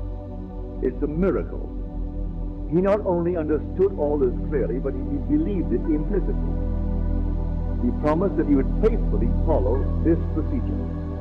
His wife, who had been listening intently, assured me that she too would diligently use the law of assumption and her imagination in the same way as her husband. The following day, I sailed for New York. All this taking place during a winter vacation in the tropics. Several months later, I received a letter saying the son had made a miraculous recovery. On my next visit, I met him in person. He was in perfect health, actively engaged in business and thoroughly enjoying the many social activities of his friends and family. He told me that from the day I left, he never had any doubt that it would work. He described how he had faithfully followed the suggestion I had made to him, and day after day had lived completely in the assumption of already being well and strong. Now, 4 years after his recovery, he is convinced that the only reason he is here today is due to his successful use of the law of assumption. This story illustrates the successful use of the law by a New York business executive. In the fall of 1950, an executive of one of New York's prominent banks discussed with me a serious problem with which he was confronted. He told me that the outlook for his personal progress and advancement was very dim. Having reached middle age and feeling that a marked improvement in position and income was justified, he had talked it out with his superiors. They frankly told him that any major improvement was impossible, and intimated that if he was dissatisfied, he could seek another job. This, of course, only increased his uneasiness. In our talk, he explained that he had no great desire for really big money, but that he had to have a substantial income in order to maintain his home comfortably and to provide for the education of his children in good preparatory schools and colleges. This he found impossible on his present income. The refusal of the bank to assure him of any advancement in the near future resulted in a feeling of discontent and an intense desire to secure a better position with considerably more money. He confided in me that the kind of job he would like better than anything in the world was one in which he managed the investment funds of a large institution such as a foundation or great university. In explaining the law of assumption, I stated that his present situation was only a manifestation of his concept of himself, and declared that if he wanted to change the circumstances in which he found himself, he could do so by changing his concept of himself in order to bring about this change of consciousness, and thereby a change in his situation. I asked him to follow this procedure every night, just before he fell asleep. In imagination, he was to feel he was retiring at the end of one of the most important and successful days of his life. He was to imagine that he had actually closed a deal that very day to join the kind of organization he yearned to be with, and in exactly the capacity he wanted. I suggested to him that if he succeeded in completely filling his mind with his feelings, he would experience a definite sense of relief. In this mood, his uneasiness and discontent would be a thing of the past. He would feel the contentment that comes with the fulfillment of desire. I wound up by assuring him that if he did this faithfully, he would inevitably get the kind of position he wanted. This was the first week of December. Night after night, without exception, he followed this procedure. Early in February, a director of one of the wealthiest foundations in the world asked this executive if he would be interested in joining the foundation in an executive capacity, handling investments. After some brief discussion, he accepted. Today, at a substantially higher income, and with the assurance of steady progress, this man is in a position far exceeding all that he had hoped for. The man and wife in this story have attended my lectures for a number of years. It is an interesting illustration of the conscious use of this law by two people concentrating on the same objective at one time. This man and wife were an exceptionally devoted couple. Their life was completely happy and entirely free from any problems or frustrations. For some time they had planned to move into a larger apartment. The more they thought about it, the more they realized that what they had their hearts set on was a beautiful penthouse. In discussing it together, the husband explained that he wanted one with a huge window looking out on a magnificent view. The wife said she would like to have one side of the wall mirrored from top to bottom. They both wanted to have a wood-burning fireplace. It was a must that the apartment be in New York City. For months they had searched for just such an apartment in vain. In fact, the situation in the city was such that the securing of any kind of apartment was almost an impossibility. They were so scarce that not only were there waiting lists for them, but all sorts of special deals, including premiums, the buying of furniture, etc., were involved. New apartments were being leased long before they were completed, many being rented from the blueprints of the building. Early in the spring, after months of fruitless seeking, they finally located one which they seriously considered. It was a penthouse apartment in a building just being completed on Upper Fifth Avenue facing Central Park. It had one serious drawback.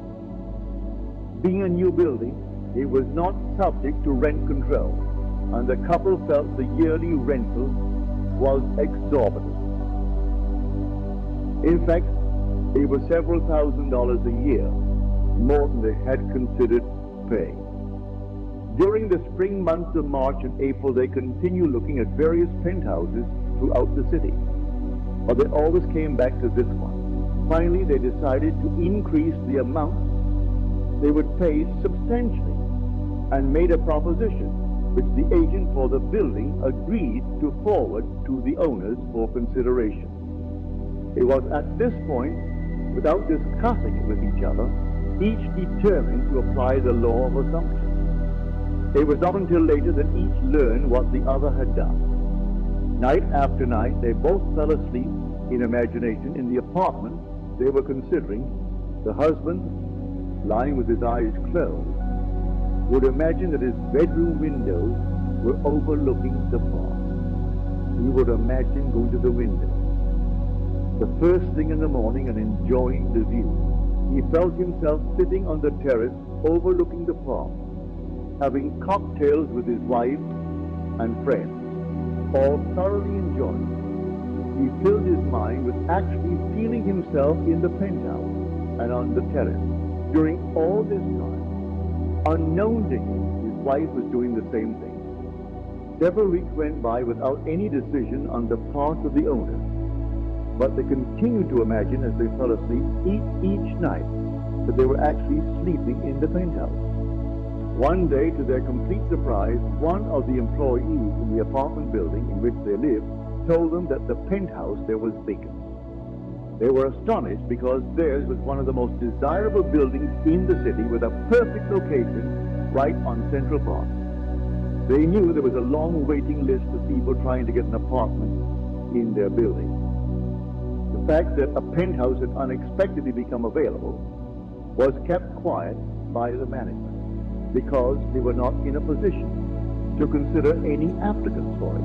Upon learning that it was vacant, this couple immediately made a request that it be rented to them, only to be told that this was impossible. The fact was that not only were there several people on a waiting list for a penthouse in the building, but it was actually promised to one family.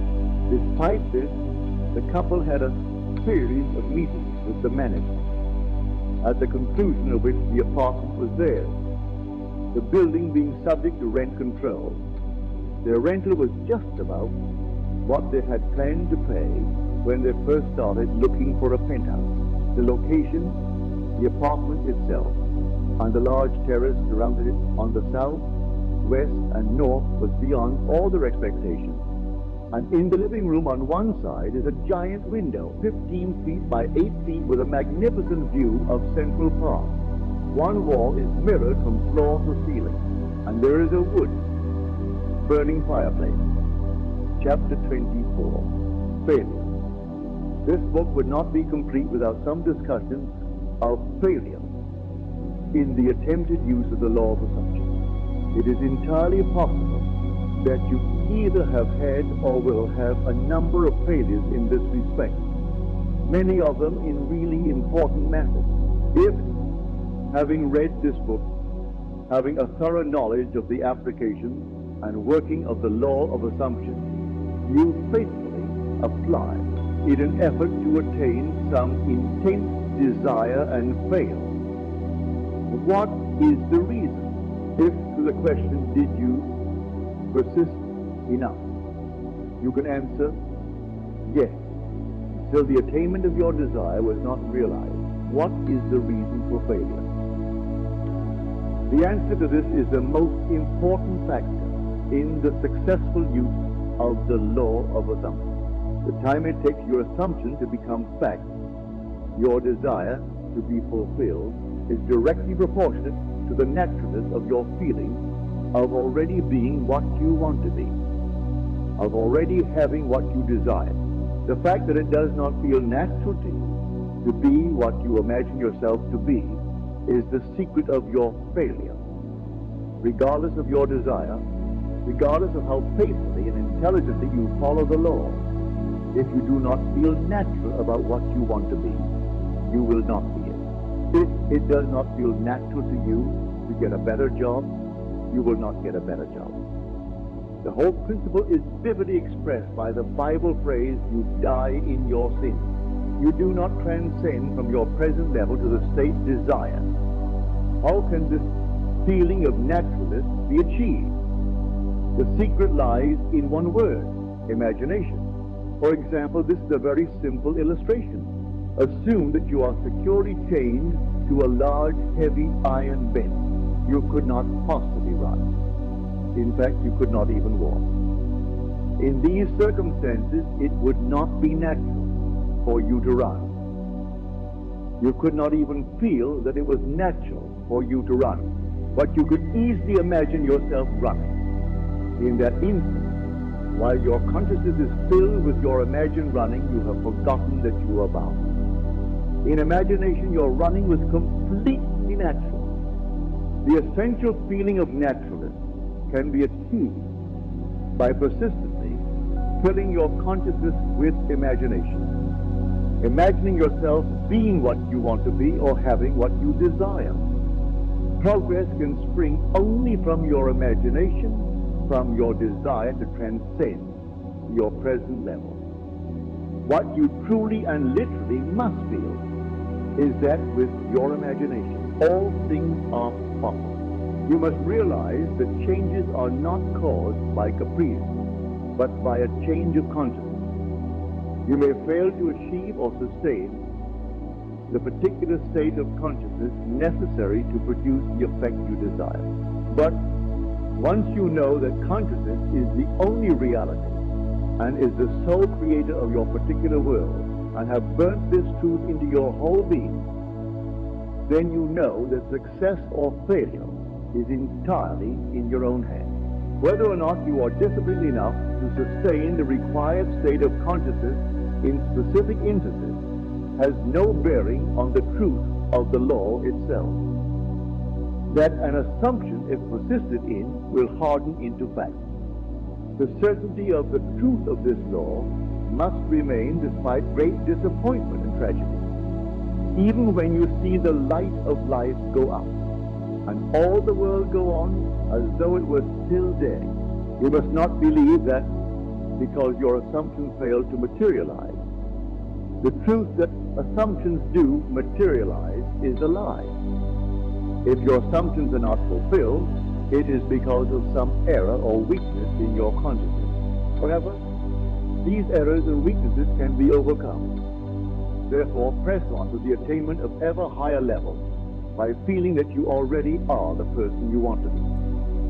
And remember that the time it takes your assumption to become reality is proportionate to the naturalness of being it. Man surrounds himself with the true image of himself. Every spirit builds itself a house, and beyond this house a world, and beyond this world a heaven. Know then that the world exists for you. For you the phenomenon is perfect. What we are, that only can be seen. All that Adam had, all that Caesar could, you have and can do.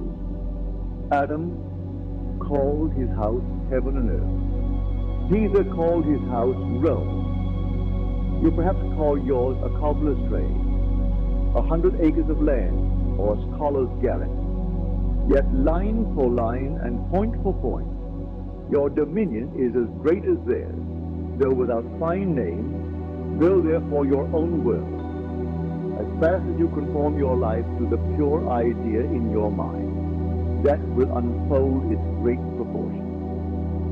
Chapter 25. Faith. A miracle is the name given by those who have no faith to the works of faith. Faith is the substance of things hoped for, the evidence of things not seen. The very reason for the law of assumption is contained in this quotation. If there were not a deep-seated awareness that that which you hoped for had substance and was possible of attainment, it would be impossible to assume the consciousness of being or having it. It is the fact that creation is finished and everything exists that stirs you to hope. And hope, in turn, implies expectation. And without expectation of success, it would be impossible to use consciously the law of assumption. Evidence is a sign of actuality. Thus, this quotation means that faith is the awareness of the reality of that which you assume, of conviction of the reality of things which you do not see, the mental perception of the reality of the invisible.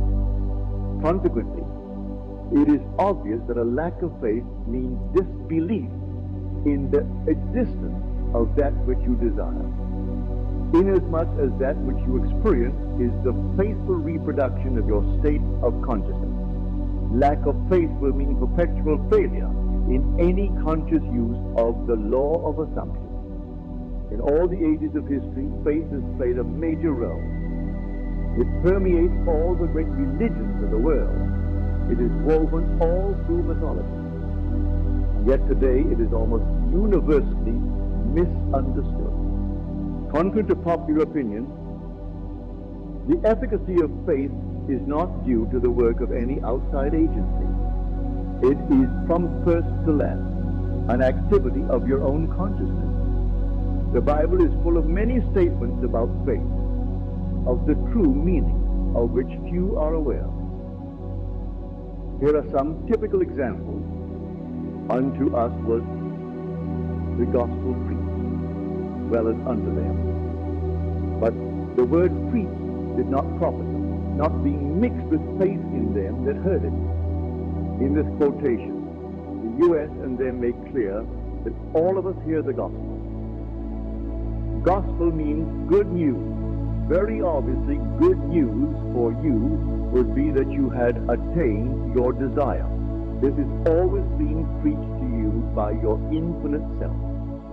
To hear that which you desire does exist, and you need only to accept it in consciousness is good news. Not mixing with faith means to deny the reality of that which you desire.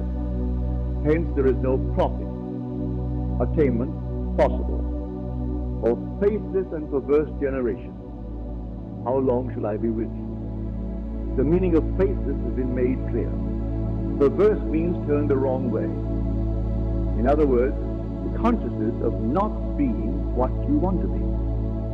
To be faithless, that is, to disbelieve in the reality of that which you assume, is to be perverse.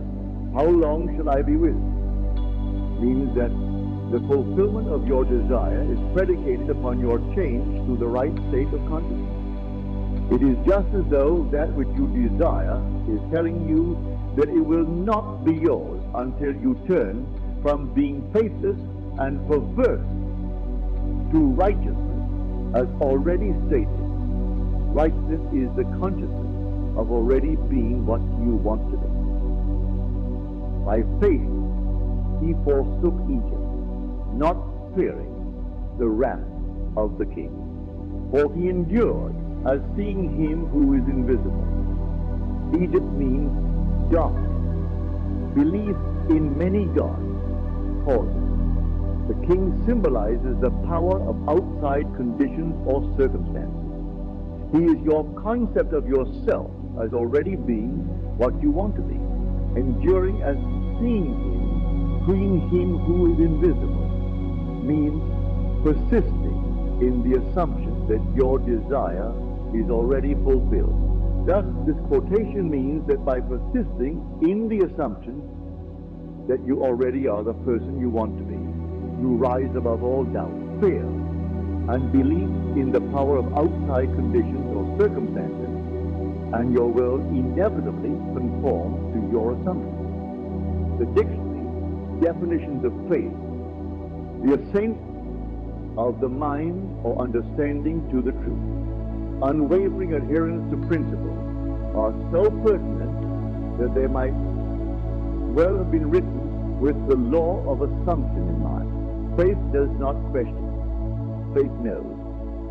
Chapter 26. Destiny.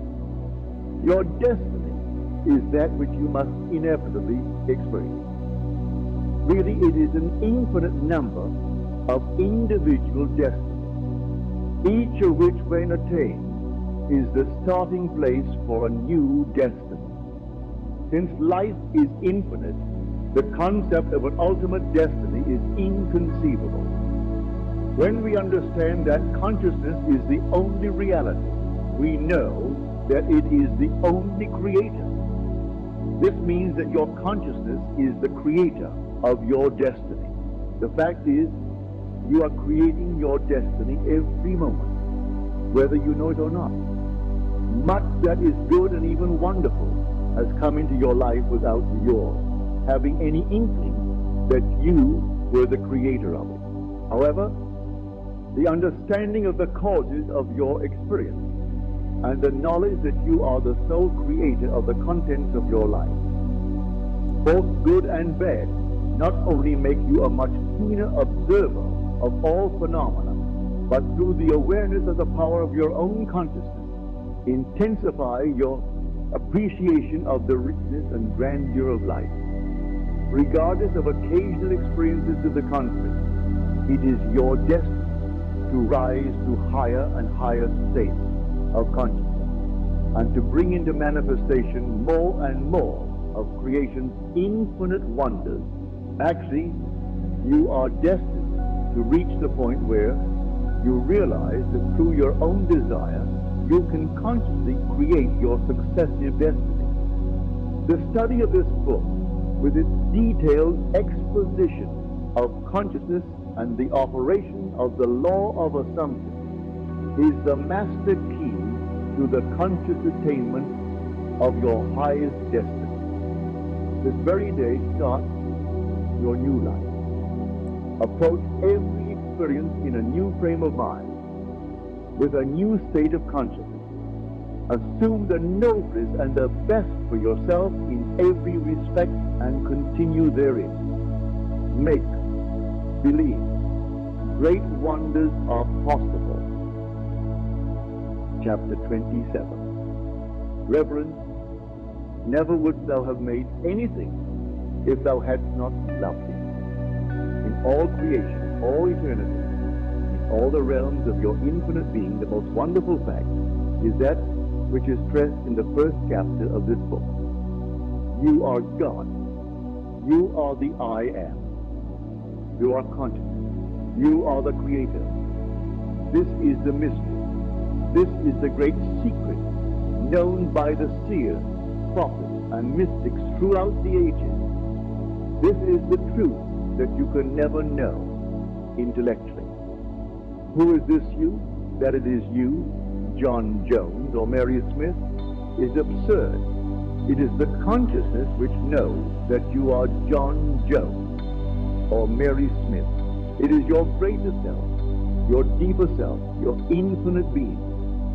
Call it what you will. The important thing is that it is within you. It is you. It is your world. It is this fact that underlies the immutable law of assumption. It is upon this fact that your very existence is built. It is this fact that is the foundation of every chapter of this book. No, you cannot know this intellectually. You cannot debate it. You cannot substantiate it. You can only feel it. You can only be aware of it. Becoming aware of it, one great emotion permeates your being. You live with a perpetual feeling of reverence, the knowledge that your Creator is the very self of yourself, and never would have made you had He not loved you, must fill your heart with devotion, yes, with adoration. One knowing glimpse of the world about you at any single instant of time is sufficient to fill you with profound awe and a feeling of worship. It is when your feeling of reverence is most intense that you are closest to God. And when you are closest to God, your life is richest. Our deepest feelings are precisely those we are least able to express. And even in the act of adoration, silence is our highest praise.